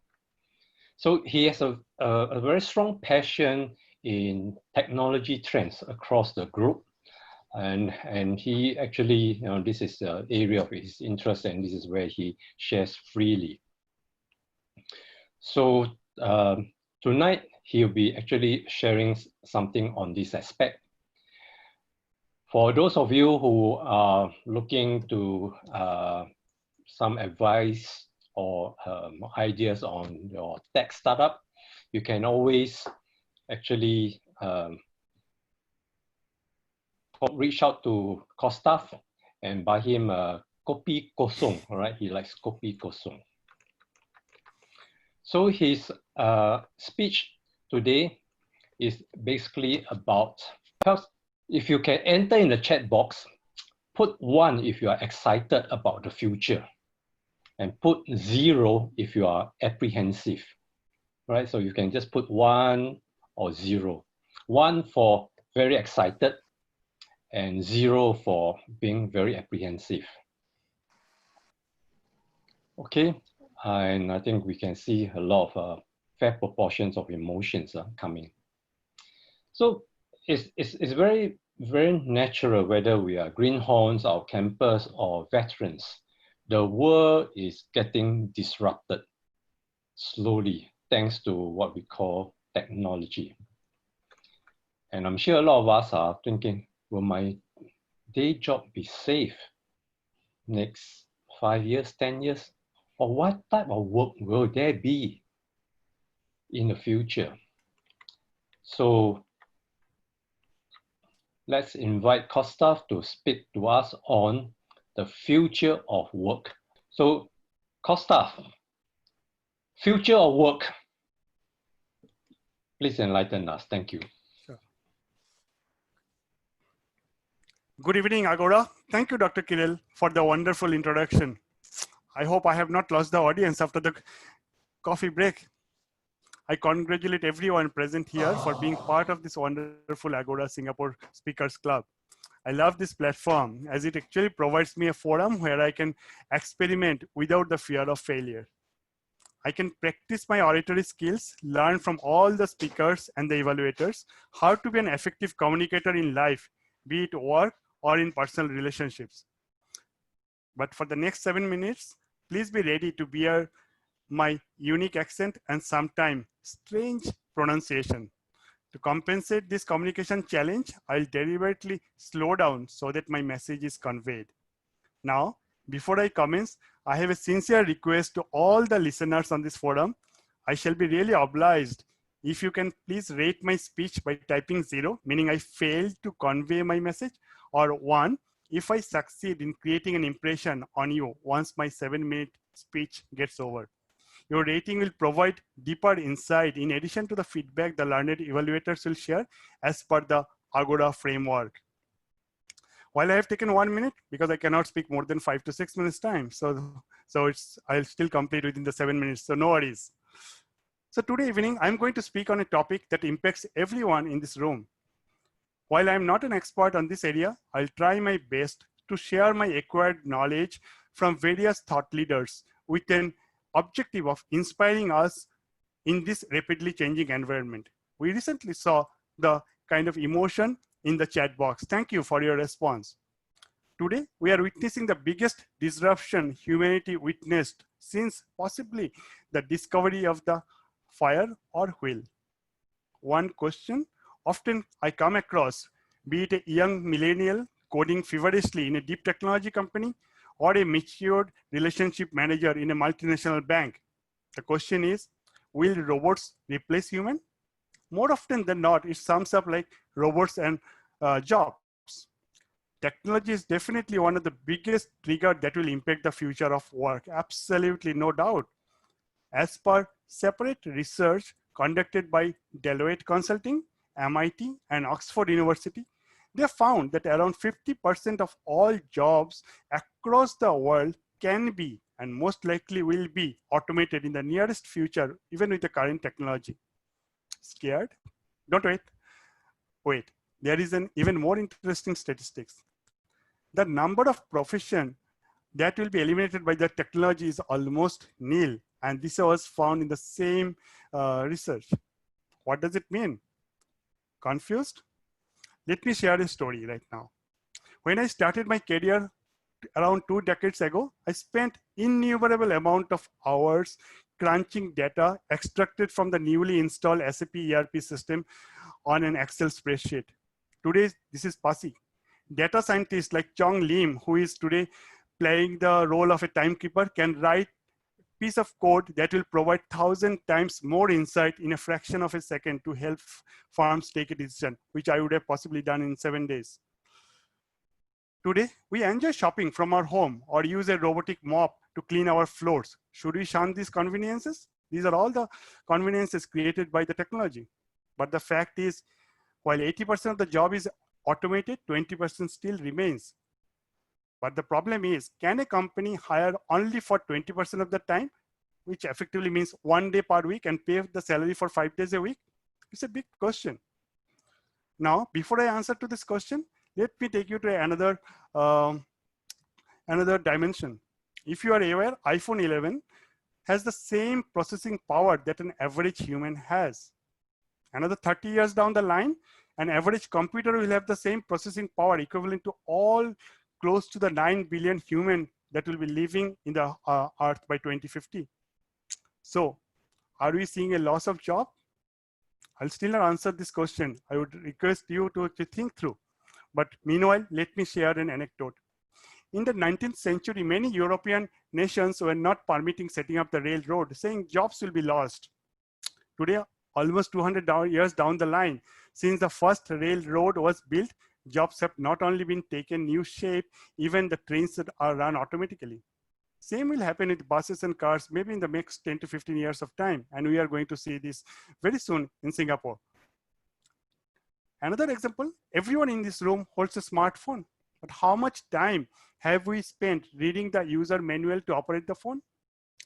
While I cannot see you right now, but I'm sure that possibly less than 5 people have actually read the manual, and I am not one of those 5. This only shows how adaptable human beings are as a race. So while the world is plagued with many issues, one question is how human and robot can complement each other to solve the bigger issues that humanity faces. You know, the last time when I was actually visited the United States, I was surprised to learn that almost 1/3 of the employees in the USA are off balance sheet. Off balance sheet means they are either contractors, freelancers, etc., who are not full-time employees. To quote a wise gentleman from the Deloitte Consulting, future workplace will appear as a mixture of full-time employees, off-balance sheet workforce, and robots. So these are the 3 different components going to be. Most of us are aware artificial intelligence, cognitive science, and robotics have already made inroads. Tasks are getting automated, yet jobs are not. In the late 90s, when I completed my training as an engineer, I was almost certain that my skills will last maybe for 20, 25 years. But today, a skill learned is outdated in less than 5 years. It may be even lesser in the next few years. Unless I pick up a new skill, I am a dinosaur in no time. So what do we do? Have the appetite of learning, just like a professional doctor has. Keep updating and upskilling ourselves. People from Singapore, we should actually consider ourselves fortunate that the government is sponsoring the upskilling and reskilling program for its citizens. This is not the case in most of the 200 other nations on the planet. They have to shell out money from their pocket to remain relevant in the changing work atmosphere. As I conclude, I call upon everyone to fully utilize every learning opportunity Singapore government of Singapore is providing us for our full benefit. And I also nudge everyone outside Singapore to explore the highly discounted and online courses provided by various online service providers. Finally, as I conclude, almost all of us will continue to be productive even when we reach the age of 80s and 90s. And so let's have a great learning time. Thank you. Thank you very much, Kostaf. That was a great speech. And the audience, if you can, you can, in the chat group, you can provide the feedback to Kostaf on his success in engaging you, and whether his intonation, his manner of speaking, as he was saying, I don't know, whether it was clear or do you feel it was difficult to understand his accent. So let's now invite Anne-Marie, our first evaluator for Kostaf's speech. Anne-Marie, please. Thank you, Dr. Kirill. Good evening, everyone, especially to Kostaf. Kostaf, congratulations. I really enjoyed your speech because the future of work and AI, everyone is thinking about this, and immediately you gave us 2 benefits. You asked us who hasn't gone shopping online, and you asked us whether we have this automated vacuum cleaner in our homes. Now, these are the conveniences of AI, of robotic equipment. So you really related to us and engaged us. And if I can use some C's, the letter C, to share with you my takeaway as to your purpose of your speech. Now, number 1, why do we want to speak? The first is courteous. And Kostaf, I think you are the epitome of courtesy. You do come across as really respectful of the audience. As you speak, there is a genuine sincerity about you, which is so truthful and so likable. And that's the number 1 strength that you have to set this purpose. Now, number 2 is I really like how concrete you are. You dates us back to the 19th century and how at that time you paralleled the fear of the simple railway. A lot of those oppositions are saying, oh, it's gonna kill our jobs, but then it's actually flowed a lot of jobs in. Now, I also want to allude to the fact that you paralleled the smartphone and you asked us, do you have to read the menu? Well, the bottom line that you want to get to is AI or robotic or the future can be quite intuitive. So that brings me to the conciseness, okay? How concise can we be? And in this conciseness, this is where I'd like you maybe to elongate your final conclusion, which is my final C. As I hear you, you are convincing us that in Singapore, the government cares about us and care about our upscaling, upgrading, rescaling, and you're asking us to embark on lifelong learning. And I applaud you for that. That is the final punch that you should give. And maybe you could give it a bit more crescendo to nail the point home. All in all, thank you very much. I really think you have reached your purpose. Back to you, Dr. Carol. Thank you, Annie. Thank you, Annie. That was a really great, complete analysis of the whole speech. Thank you. Shall we now invite our second evaluator, Penny Radcliffe, to give the evaluation on the alignment between the opening and conclusion. Penny, please. Doctor, thank you very, very much indeed. This is a very, very good speech. And let me try to pronounce the speaker's name, Gustav.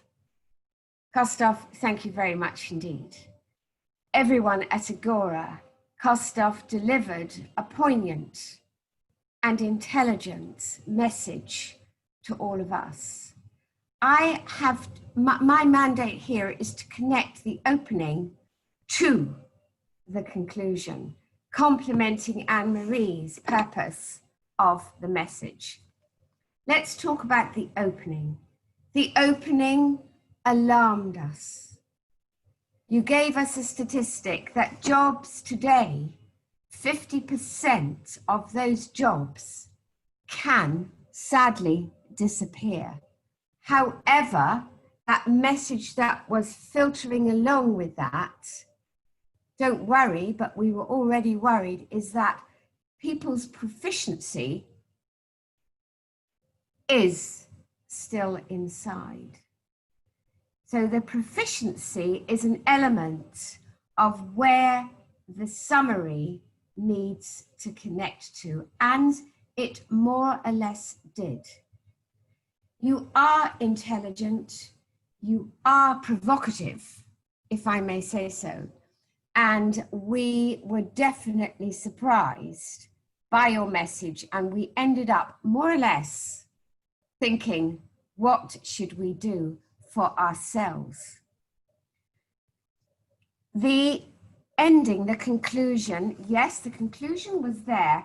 Message really on conclusion was everybody individually have the appetite of learning, because otherwise, and I'm reflecting on your language, you're going to be a dinosaur. In Singapore, we're very lucky. We have governmental support. However, the government is the government. It's big and important. It's not going to individually care for you. I believe altogether the connection from opening to conclusion, I call conclusion crescendo, was in place. But I need that conclusion to be much, much bolder. How can you keep effective? This is the gig economy. This is technology driving, replacing. Ladies and gentlemen, this is a very strong message. I need you from now to write down your action plan. What are you individually going to do, ladies and gentlemen, to keep making yourself successful and not rely on others, and certainly not rely on government? We need you finally to be more deliberate, more emotional with that crescendo. Thank you very much indeed. Thank you, Penny. Thank you very much, Penny. That was a very strong call to action, especially the last 15 to 20 seconds. I'm writing down what I'm going to do, and yeah, all the growth mindset and everything there. Thank you again, Penny. Let's invite our third evaluator, Wilson, to give core staff feedback on his alignment between the opening and the body. Core staff, Wilson, thank you. Thank you, Dr. Kirei. Okay, first of all, I would like to congratulate core staff for being for giving such a clear, for guiding us, step by step from the beginning, right? So I think you did well in terms of giving the audience, some not letting the audience guessing, not leaving the us wondering what's going to happen, but you give us a very clear start to begin with, and you present the problem very clearly. It's about the future of our work and how technology is going to impact our work in the future. And you gave us a lot of examples and statistics, like how our jobs can be replaced, right? So we were expecting that the conclusion is going to be something like a verdict on whether technology is good or bad, right? But I like the twist in the middle of that you mentioned that how can we actually work with technology? How do we leverage technology and make and increase our productivity? It's not about either or. It's not about whether technology or the mankind or human. It's about how we can coexist harmoniously. And I think there is a strong link between the opening of what you're going to tell us and the body. You justify very clearly on how these points are related to the opening. Well, I think the previous two evaluators have mentioned probably the areas to emphasize if you want to bring your speech to another level is to work more on the closing. And in that case, your opening would be much powerful if you are able to link the opening and slowly craft the body to tie in, to have a strong closing or anchor the close. If you are able to tie these three portions, even make it more focused and sharper. All in all, I think this is a great speech, and I like how you structure your speech. And well done, Kostov. Thank you, Wilson.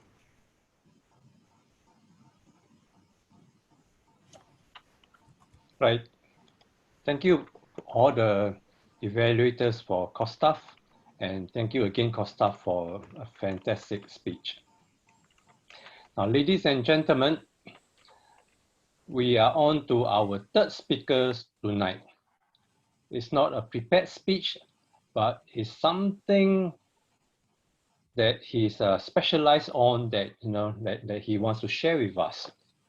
And after his speech, after his presentation, there'll be a 10 minutes of Q&A, and I'll like to invite you all to type your questions into the chat. Now, our next speaker is Willie Low, who is I've introduced previously. He's our video conference director. Now, he is also the president of the Fuchun Toastmaster Club, and the key thing about him is his visionary, and he's one of the pioneers for online Toastmaster Club meeting. So tonight, what is really going to talk to us about is basically about how does having a podcast help you in your business. I think this ties in very well following Costa's speech. So this speech for just for the time for the timer is a 10 no, this is a sorry, it's a 7-minute speech. Okay. Yeah, 7-minute speech. So okay, so that's all I have to introduce me. Willie, the stage is yours. Thank you very much. Thank you. Can you raise your hand? Who is here is a business owner? Who sell a book online? I mean, you are a writer, you are a sales, a property agent, you are a motivational speaker like Rihanna. Okay, I know Angela is a writer, is a Toastmaster, Lori is a Toastmaster, and Samantha is a Toastmaster, and Rose and Jonathan. How, okay, maybe I will unmute someone. Who shall I unmute? Okay. Rihanna, I have a question for you before I start my presentation. Tell me. How do you market your motivational talk? Through Agora, WhatsApp, Facebook, and those kinds of things. Okay, thank you. Thank you. What about Samantha? Tell me your occupation and how do you promote your services, business services? Actually, I'm not a salesperson. Okay, what do you do? I'm a leasing person in Gardens by the Bay. Okay. Okay. Market property, yes, I market property, but it's very different ball game because I don't need to present myself on social media, but I have to do a face-to-face presentation and have to show the premises to my. Would you like to present or using a radio show? No. No, you do not need to show your face. You need to be heard. I would like to try, but it's more like some experience for me. It's not really that the mass thing. It's not my bread and butter thing. Yeah. Okay, I will unmute one more person before I start my presentation. Angela. Yes. How do you sell your books since you are a writer, a freelance writer? The answer is not enough. My early books were sold by the publishers. Some were very successful and some were totally unsuccessful. I was on radio and I was on TV up and down the country in England. And now I'm mainly on Blogger, but I'm not selling as hard as I should. I could do a lot more. Would you like to be heard on radio? Yes, yes. I love being on radio and TV and all over everywhere. Thank you, Angela. I have a business here. Okay, I shall start my presentation and show you how this podcast can help you in your business. Let me share my screen. Give me a second. How does having a podcast help you in your business? The content I will briefly go through. This is available on YouTube. I'm summarize everything here. What is a podcast? How do we distribute the podcast? What are the equipment we need? What's the benefit of every podcast? And the SDI podcast service. What do you want to be heard and how? What marketing media do you market your business? Like what I asked earlier, I shall go out to the first slide. What is a podcast service? A podcast is distributed through the internet on a subscription basis. It can be free, it can be subscription paid. There's thousands of free topics available. So you have heard about podcasts. It's distributed by a service called RSS. Really simple technology. It's a portable technology. If you are having an iPad, an Android phone, or a Huawei phone, or iPhone, you can subscribe to the service. And how do we? There's so many channels. Even Spotify is there. Apple Podcast is confirmed is there. And there's there's so many.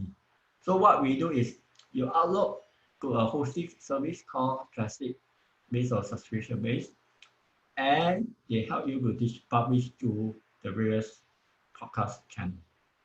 There's many of them. This is just a brief. What equipment do you need a podcast? So this is not cheap. This is not expensive. Right? The first screen is show that it's called Mano. It's a China brand, and it's one of the top 10 best podcast equipment that you can buy on AliExpress and Lazada. It costs you around $150 thing. It's a China brand. Okay, let me do a demonstration now. Okay, I'm using the second item. The mic cost me around $200 over. I got to get a mixer that cost me another $200. And since I got to get the mixers, I will get a free software. So you see the different package and what's the additional equipment you may have. So this is just a brief introduction. There's there's few thousand devices on the internet. I will recommend this tool because this is cheap, this is more professional. The world champion speaker, they use one of this mic called Audio Technica 8020. It cost me, if you buy a bundle or Shopee, it will cost you close to $400. Definitely, the one on the right hand side, Audio Technica, is much more have a curious. This is how you hear on me. Is it good? Let me try the differ before I tell you how the differ of my. Can you hear me now? Is there a difference? The first one, is it very noisy? And now it's a bit blurred, my voice. So this is the difference between kinds. So I switch back to Audio Tech 2020. So definitely I prefer the second one because I will not have for me, I go for quality, then I go for cost. The first one, the Mano, is not say high end, low end. A lot of people use it, but just a basic forecaster that you can use on your PC. You don't need to host. All you need is record your sound on your PC and upload to the website. Okay. What's the benefits of having podcasts? It makes information personalized, it's convenient and easy to consume, cut costs of marketing. Especially you have to pay a lot of money for giving up flyers that for every 10,000 flyer, you only get 1% of response. How I know? Because I have delivered 10,000 poster flyer to cars, to HDB block that cost me at least $400 during the printing. And how many people contact me for Toastmaster? Only one person. So that's why I'm not going for flyer anymore. I go for social media. It's time efficient for our communication. This you can speak every week for the comfort of your home. We are attending Toastmaster meeting. Or not say Agora. Agora you need to so that people can give you feedback on your speeches. But at home, at any time, at midnight, where everyone is sleeping, you can record your radio station And this is another way we can deliver through social networking.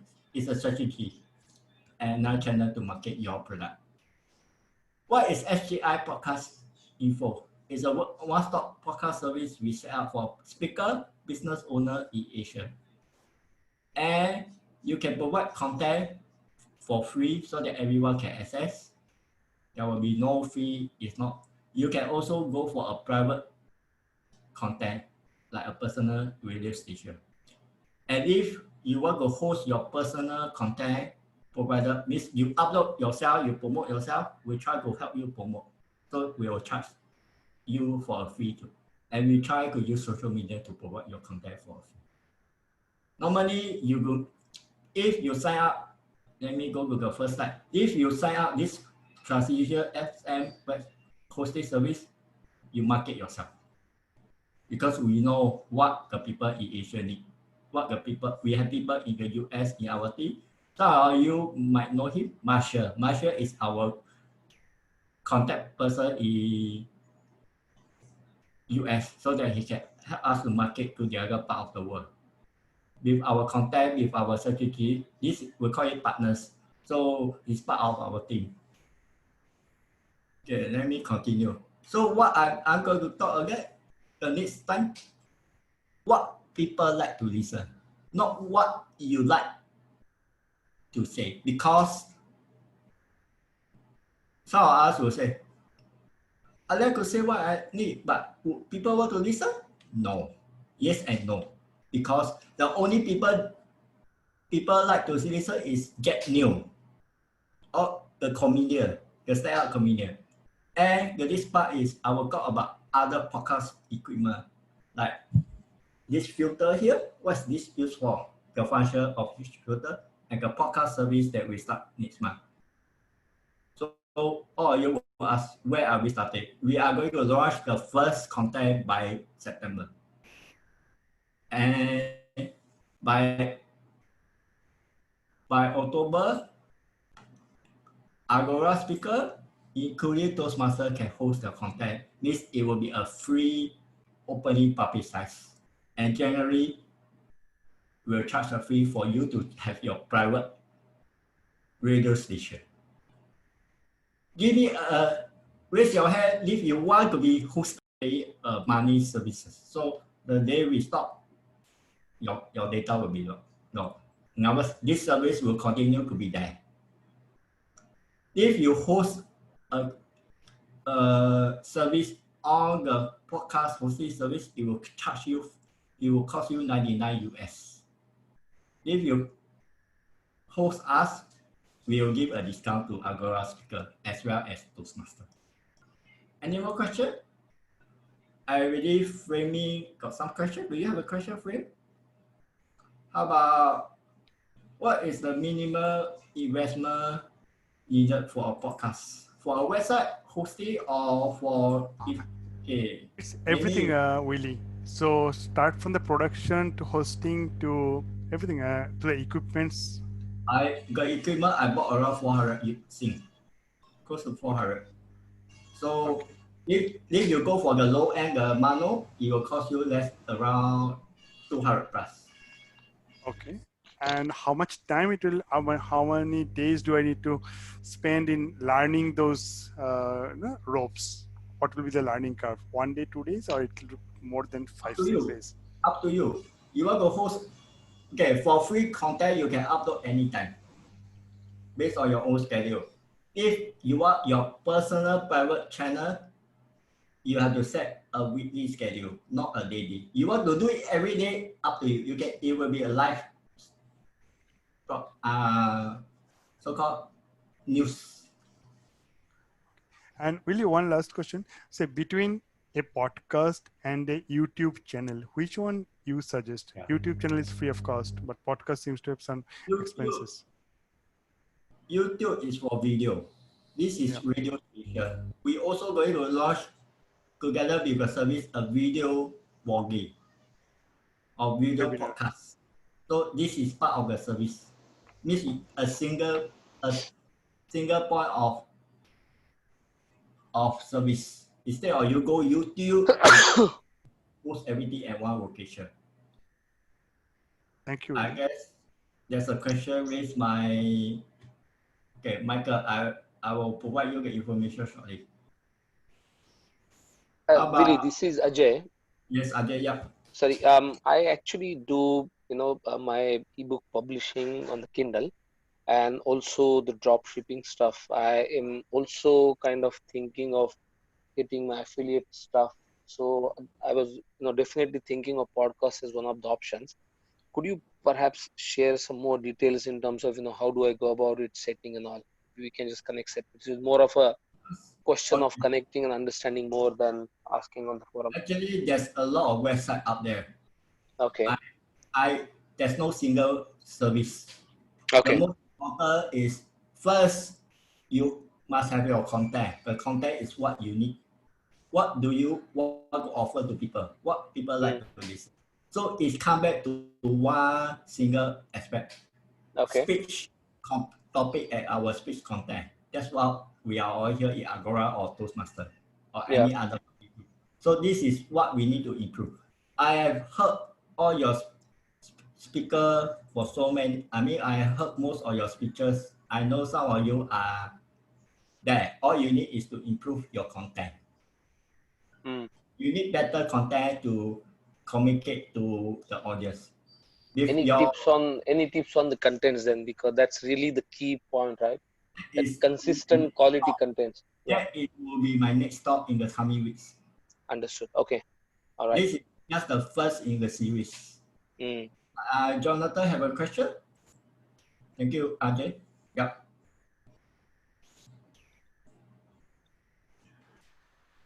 The sgipodcast.info. Is there any training, technical training or copywriting training? Yes, we are going to launch later part of this year. Okay, thanks. Actually, you already got something. You already a Toastmaster. You already know some technique of speech writing. So you already got. We only need to teach you how to present your content. Thank you. Thank you. Any more before we? Willie, Casey here. Now, we have I have posted your number on the chat group.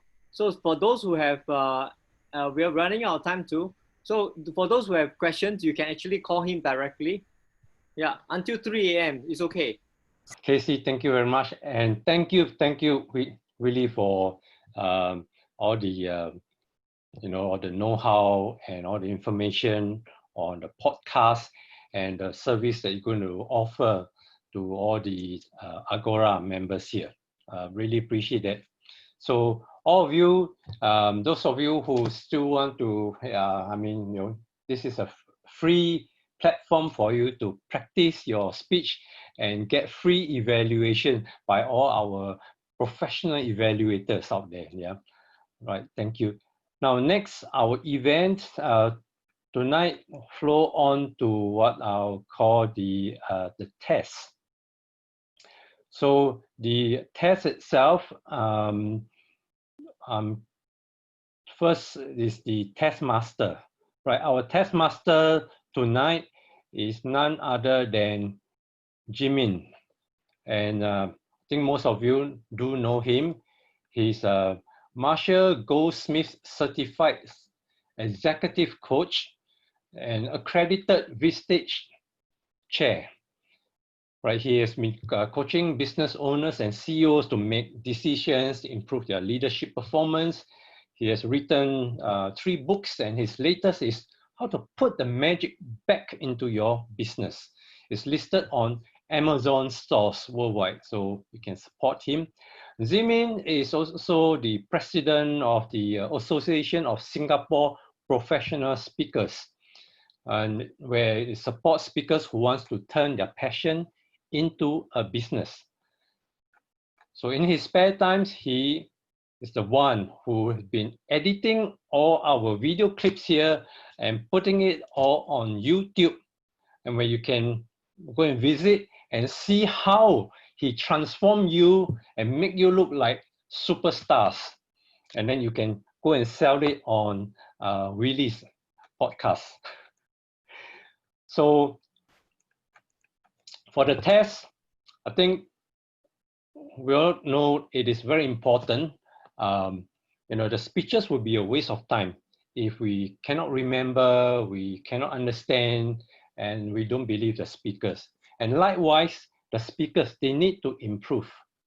So if the feedback was, to the speakers is that, we don't understand, we cannot remember, then I think we will not be helping the speakers to improve. So for this test here, I'd like all of you not to look at your notes or whatever and see if you can really remember, because this will be a real feedback to the speakers if their speeches have been effective. All right.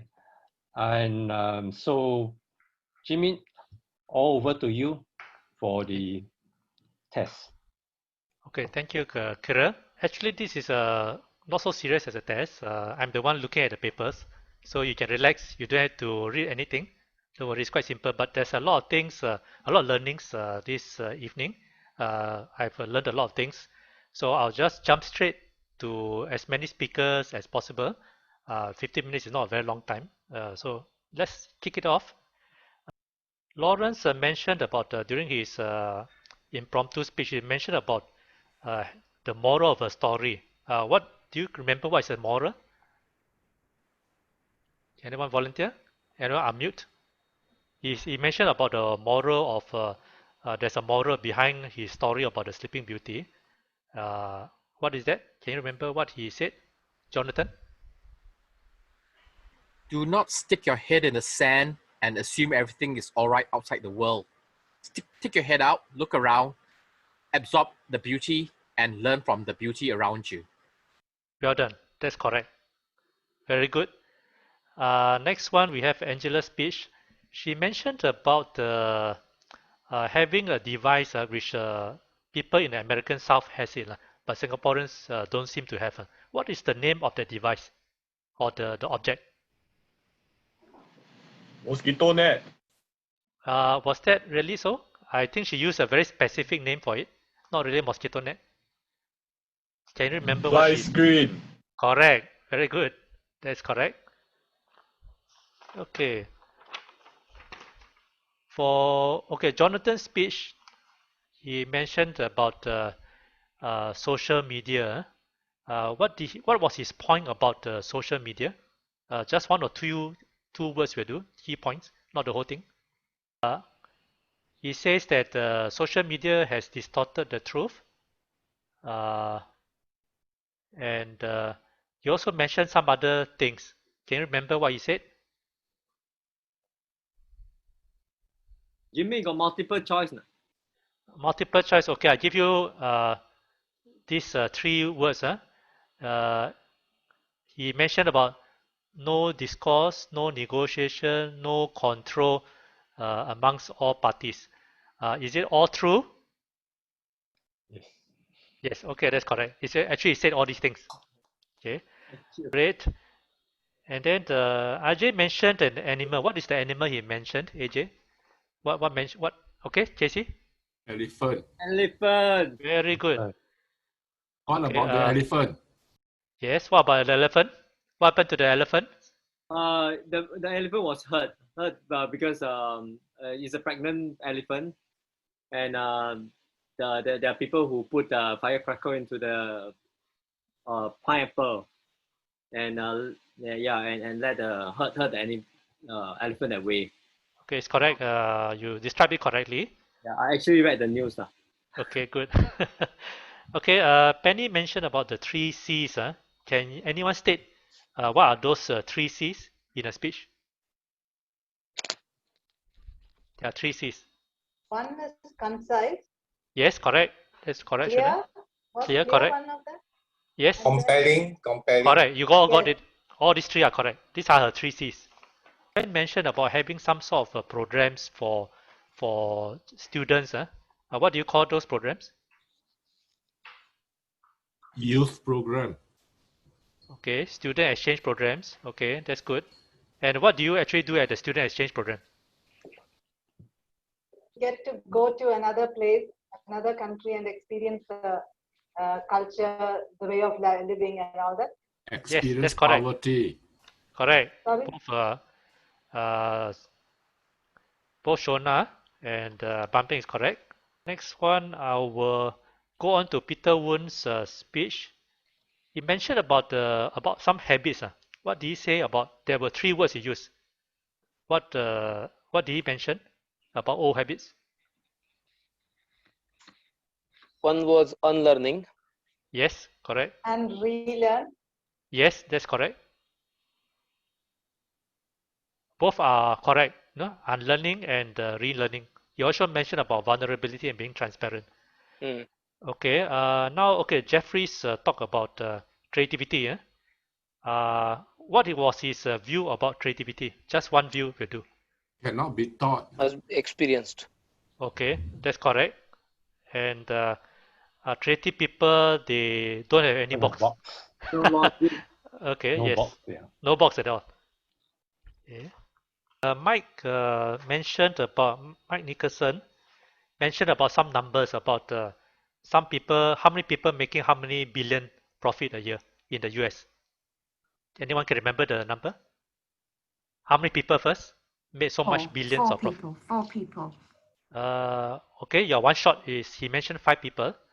And how many billion he mentioned? Something like 486. Okay, it is 534 billion, quite close. A few billion, a few hundred billion here and there. Okay. Then Peter Woon's special presentation. I just of course it's very interesting. There are some words at the end. He mentioned the. Can you remember what the words? Starting with be inspired. There are a few more words after that. His tagline. Can you repeat that? Okay, he mentioned some words towards the end of his presentation. It's like his tagline for I must say is one thing. He mentioned about be inspired, be magical, Be magical. Be a sister club. That was his parting shot to us. Now I will go on to the prepared speeches. We have first speaker was Carlson. Okay, he mentioned about the four letters. Can you remember what those means?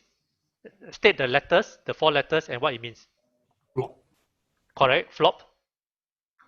And what does F stand for? Follow Yes. the instructions. Correct. L.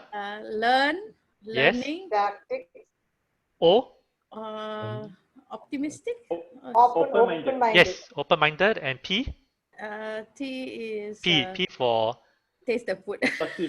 P is for persistence. Persistence. Correct. Almost there. Yes. Persistence. Okay. Yeah. Fine. And then I have evaluators speaking.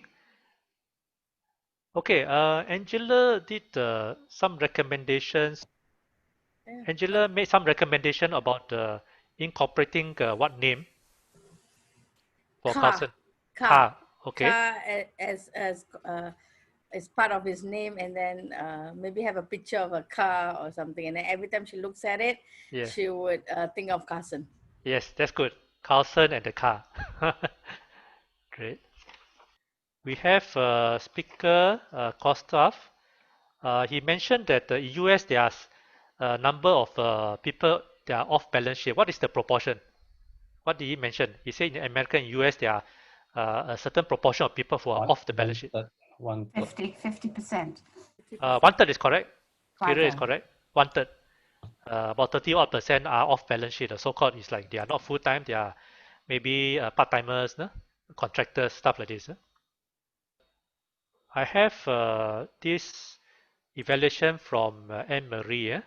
Maybe Kostov, you can answer this. She mentioned about actually total there are 5 C's. Can you state what are the 5 C's? No, I cannot. You cannot remember? I remember the essence of her feedback, which was actually the conclusion part, which should be more concise, and that should be actually a bit elongated and should be a punch.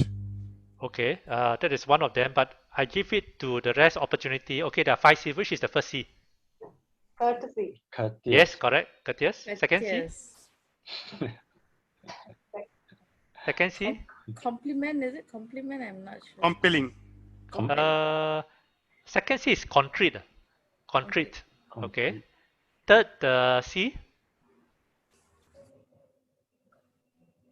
KC. KC. KC is no, third C is concise, correct. Fourth one. Compelling. Compelling. I think she mentioned conclusion, and there's another fifth one actually. Is not really. It was stated at the end. Crescendo. That's correct. Crescendo. So there are 5 C's in the evaluation. Okay, and for Penny, she mentioned something. What is the one recommendation she gave to Kostov? The recommendation was actually in the conclusion. It should be like a, need to take it to the highest point with some kind of a CTA, call to action. Like, what are you going to do? 1, 2, 3 points, so that it ends in a very high note. Yes, write down your action plan. That's very good. Very good. Absolutely. Okay. Let's see.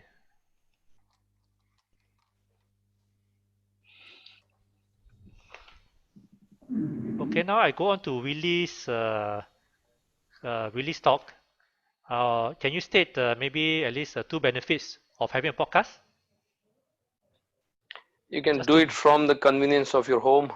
Correct. Yes. One more. At your own time. Yes, correct. You can also cut costs. Low very cost good. of setting up. You can reach out to a lot more people. And it's cheap. And it's very cost effective. Yes, that's true. Okay, very good. So I've more or less come to the end. Okay. And okay, that's Yeah, good. that's good. So thank you very you. much for your cooperation. Over to you, Karen. Thank you very much, Jimin. Yeah. Chong Ling, you want to report on his the testing session? So Jimin took 12 minutes out of the allotted 15, so good job, we are saving time. That's all, Yes. thank you. Thank you very much, and it also shows, I think, that tonight's speakers they've been very effective. I think most of it we can remember, which is really good. So right now, I'd just like to invite Sean to see if he has any announcement. Sean, you have exactly 5 minutes.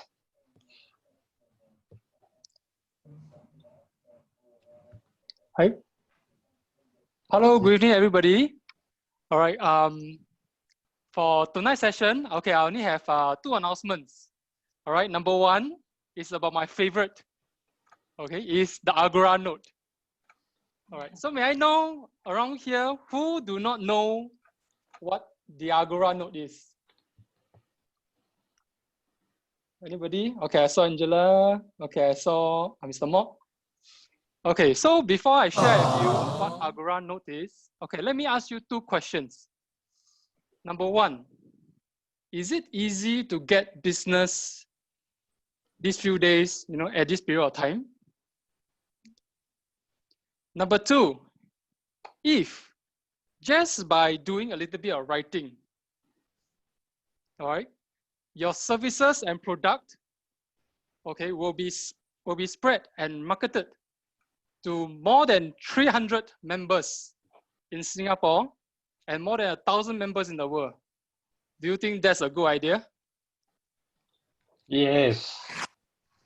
Okay. So what is Agora Node? So Agora Node, okay, is an initiative, okay, from Agora Speakers Singapore, okay, to help members to bring their presence, their message all over to our local members and also to the world.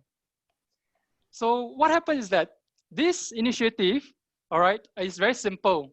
What we need to do is just only require speakers, number 1, to volunteer to be a speaker. Number 2, after you had become a prepared speech speakers, all right, put your ideas and your message for your presentation into written form. My team and I, okay, we will help you to sort everything out. Then after which, your message will be spread over to our local members and also will be in the future into the world. Okay, so what's going to happen, okay, for tonight's session is that speakers, if you wish to embark into this journey with us, all right, do drop me a text, okay, by tomorrow noon, okay, so that we can let you know what to do, okay, and how we can guide you through the process. It's very simple. Then second thing is for members who wish to take part in this journey with us, who wish to market your services and product to our local members and to the world, please volunteer yourself, all right? You may volunteer yourself as a prepared speech speaker to KC for the upcoming sessions. Then after which we will help you to prepare the Agora note and help to empower your message to the world, all right? So this is for Agora note. Then second thing is that for us over at Agora Speaker Singapore, all right, we need help.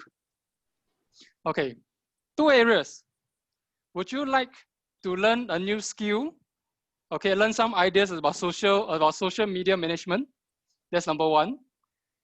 Number 2, would you like to use this opportunity, okay, to learn, also at the same time to know what does it like to be a desktop designer? So what happened is that we need help, okay, for some members to help us out in these 2 areas. So number 1, we need someone who can help us to manage, our Agora Singapore Facebook group. All right, I will show you what to do, how to do it, and what to post. So that from there, at the same time, while volunteering, you can learn new ideas, new knowledge, okay, on how to manage a social media page. Then number 2, okay, we also need help on desktop designer. So during this process, you'll know what is it like, to prepare a Agora note. Then also at the same time, okay, you will know what the technical skills, okay, that you can able to pick up while being a desktop designer. But nevertheless, in order to make everything, as seamless and as easy, as simple for everyone as possible, okay, we have some prerequisites, okay, based on these 2. But nevertheless, more information will be posted in the Agora speakers WhatsApp chat.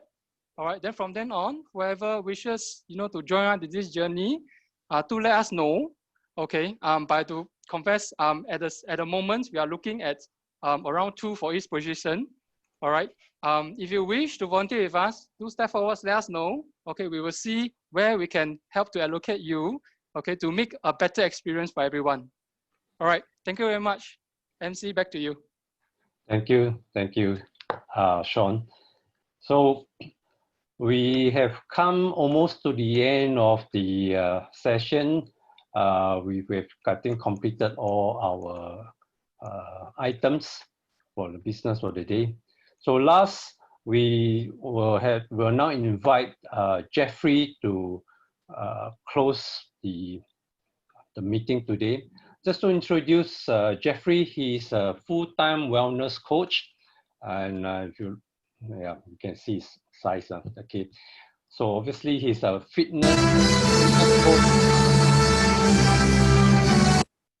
All right, he has 25 outdoor fitness clubs island-wide just in Singapore, and then probably more next time overseas. It's all the real studio where you can really lose weight. Now, he also has set up an online weight loss shape-up coaching program. And as you have heard from Carlson just now, Jeffrey was his coach as well. Now, the focus of his business is really to help people to be healthy, not just lose weight, but be healthy, and how to be happy and how to be young like him. He lost 18 kg in 4 months, and he has been maintaining this weight for 6 years. So you look at him, how old do you think he is? Oh, 30 years only, right? No, he's actually 52, maybe 53 already. So he has really helped a lot of people transform their health and fitness. And he's counting for his next 1,000 people, right, followers. So without much ado, let's welcome Jeffrey. Jeffrey, you have, sorry, I took up your time. You have 13 minutes. 13 minutes. Wow. Yeah, I promised Casey to hit to 10. Due to time shortage. Right. It's okay. Okay. Yeah. Hi, Agora. Good evening. Hope you enjoyed this evening session so far. Okay, I still remember what Dr. Kirill mentioned about 3 hours ago when he said, Jeffrey, kindly give me a closing address. Tell you it's not kindly. I'm scared. Scarily maybe, because all these are new and first experiences. Okay, but I do really embrace all these experiences and getting out of my comfort zone to learn something and learn something good for myself. Okay, right. One of the things I learned in Agora speaking is always 3 points. Right. So my closing address, 3 points to remember. First one, okay, we call GSS. You know what GSS stands for? Not Great Singapore Sales, you know. Although normally June is the time. G stands for gratitude. S for speakers. Third one, service and support. Okay. First, gratitude. Why do I anchor on gratitude first? Because really, I really appreciate Agora a lot. Okay. Myself, I'm not comfortable with public speaking. Okay. When people start to speak and they ask for responses, what goes on is voices in my head, but I really dare not speak up. In Agora, I learned to speak up in this safe environment.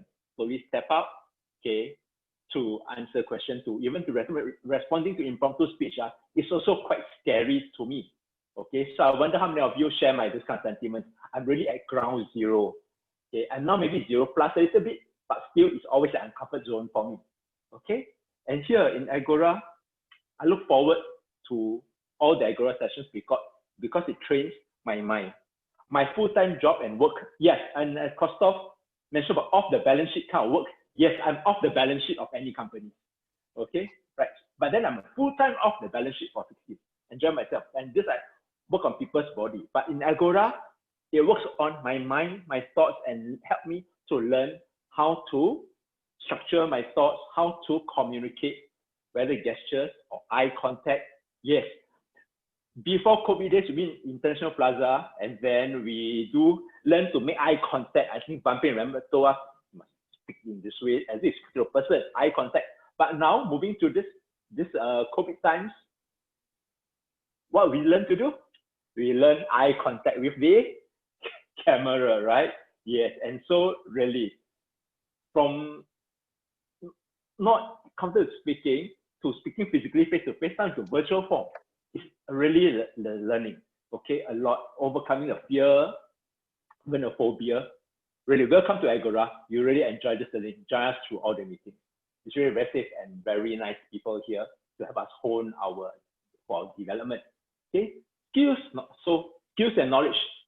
That one, no need to say. We learned a lot how to craft the 7-minute prep speech, how to work on the blocks of time and keep to the timing. Okay, and then the content. We hear from people, learn about life. Beyond the skills and knowledge of public speaking, it's really about life. Everybody's life, different walks of life, different life experiences, and then we have enriched ourselves in a more wholesome manner. Okay, that is my gratitude. Really appreciate and thank you, Ban Peng, who started up and really embracing all of us here.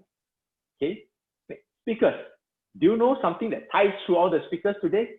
There's a theme, you may not have noticed. I found something that strings through all. The theme is called hope. H-O-P-E.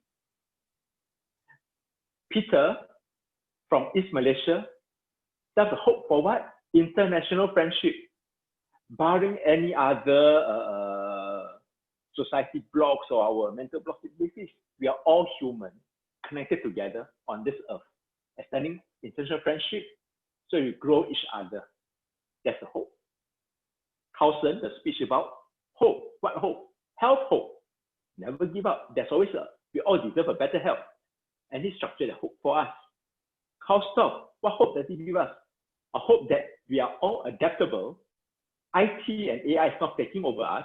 It makes us adapt. We can learn, adapt, and get new ways to live and survive, even for the next century, even for the next 1,000 of years, because humans are adaptable. Just keep on learning. So there's hope. Okay, and then how about Willie? Podcast. Hope, because we don't expect marketing, branding ourselves, the old ways will still work or work as effectively, no more. Get yourself into the social media, the podcast, the blogs, the social media, work in that manner, okay? Because the flyers way, the roadshow way, or any physical forms, limitations will be there. So do reach out. So we have our speeches aligned to hope, okay? Really awesome, okay? And then, guess how many speakers are there today? Not this just for impromptu speakers are speakers, right? Yeah, you may not come up to speak, but when your mind is speaking to yourself, you are still a speaker too. So all of us really speak in some form and then a lot in this platform. Okay? Next, of course, we encourage everybody to take a step forward, learn to speak up, because from there, we learn to be sharper and better and applying all the 5 C's into our speech. And the last S is service. What about service? We wear many hats. Okay, as Peter Boone also mentioned, they all really wear many hats in his clubs and also for us. Okay, hats means we play different roles here. No roles are too big or too small. We all run the show together. Okay, they are appointment holders. They are also participants. We all need each other to grow each other. So this is the environment that we are in. Okay, with that to highlight the few of us. Sean, wow, starting on time and get us to intro ourselves, all right? Fleming, who procedurally tell us what to do, how to behave, that's the etiquette part. Kirill, isn't he a fantastic MC, right? But his persona today is very different from the speech he delivered last week, We're so emotional, but of course MC, right? Correct or not? Yeah, but that's the way. MC, I said pressure, but I did MC before. Yeah, but really good learning, okay? Yeah, okay. Then we have Wilson, who did the impromptu speech preparation. Look, coming out the topics are quite, you must be creative to draw our attention. Okay, Chong Lim, timer, keep everybody to the dot. Okay, Jimmy, wow, wonderful tester.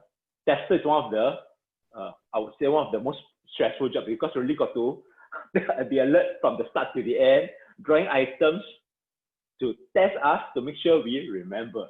Okay, right. Okay, and then, of course, at the background, we have Billy, who makes sure that the technical platform running well, okay, free of any technical glitches, the setup, okay, and of course, Casey, who's really running operationally, and of course, we have our godfather Bamping behind watching us all the time, getting things in good work. Okay, right. Yeah, I also forgot to mention about the speakers, about the evaluators. Okay, evaluators help the speaker improve. Also, it's a good training for us to learn to give feedback. And one person to highlight, especially for giving good evaluation, is Penny Radcliffe. Okay. Reason being that, what's so special of her as compared to many other evaluators? She demonstrates how to get in the emotions and how to end the speech with a crescendo, a punch. I'm still learning how to do that. I think many of us are, where it's big your speech, end of, yes, do it, join me, right? Yeah, so really, I really appreciate that example a lot that you show us, demo to us, okay? Yeah, in short, really, as what Sean also mentioned at the last of his announcement, we all do need help in Agora. Join us in our taking up different appointments and all that, and really, we will learn a lot. It's also a break from your work. Some of you all are high professionals in your own company. Will you ever be a timer? Will you ever do a job that's done by maybe your more junior staff? But when you learn the job, do at the other end, you see a different insight to how the organization works, and that way also bring back something to improve on your own way to run your own business. Okay, with that, really thank you very much for this opportunity again to play this role. First time to do the closing address. I look forward to more roles. I look forward to you all joining us, coming, contribute to the team, okay, and have fun and enjoy the learning, unlearning, and the relearning. Thank you very much. Thank you very much, Jeffrey. It's Yeah. a very good closing. It completely, I mean, I resonate with everything that you said.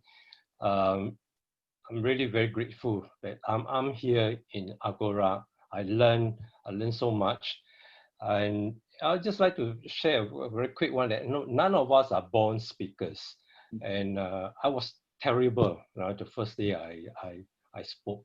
I feel a bit more comfortable now, but I'm still not the beautiful butterfly yet.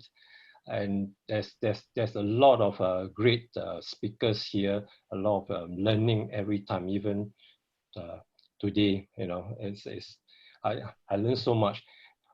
And Agora is really different, I feel. Casey mentioned in the beginning, we're all like friends. And he also mentioned another word that also starts with the same letter, F. Can you remember what he said now? Fun, yeah, some more. I think that's all the correct F word. Lucky you mentioned the correct F word. There's also the family as well. Okay. But yeah, it's fun, it's friends, family. I think this is really great. And I really like to thank all of you, everyone, each and every one of you here who make the session today so memorable, such a great learning for all of us. So that's all, folks.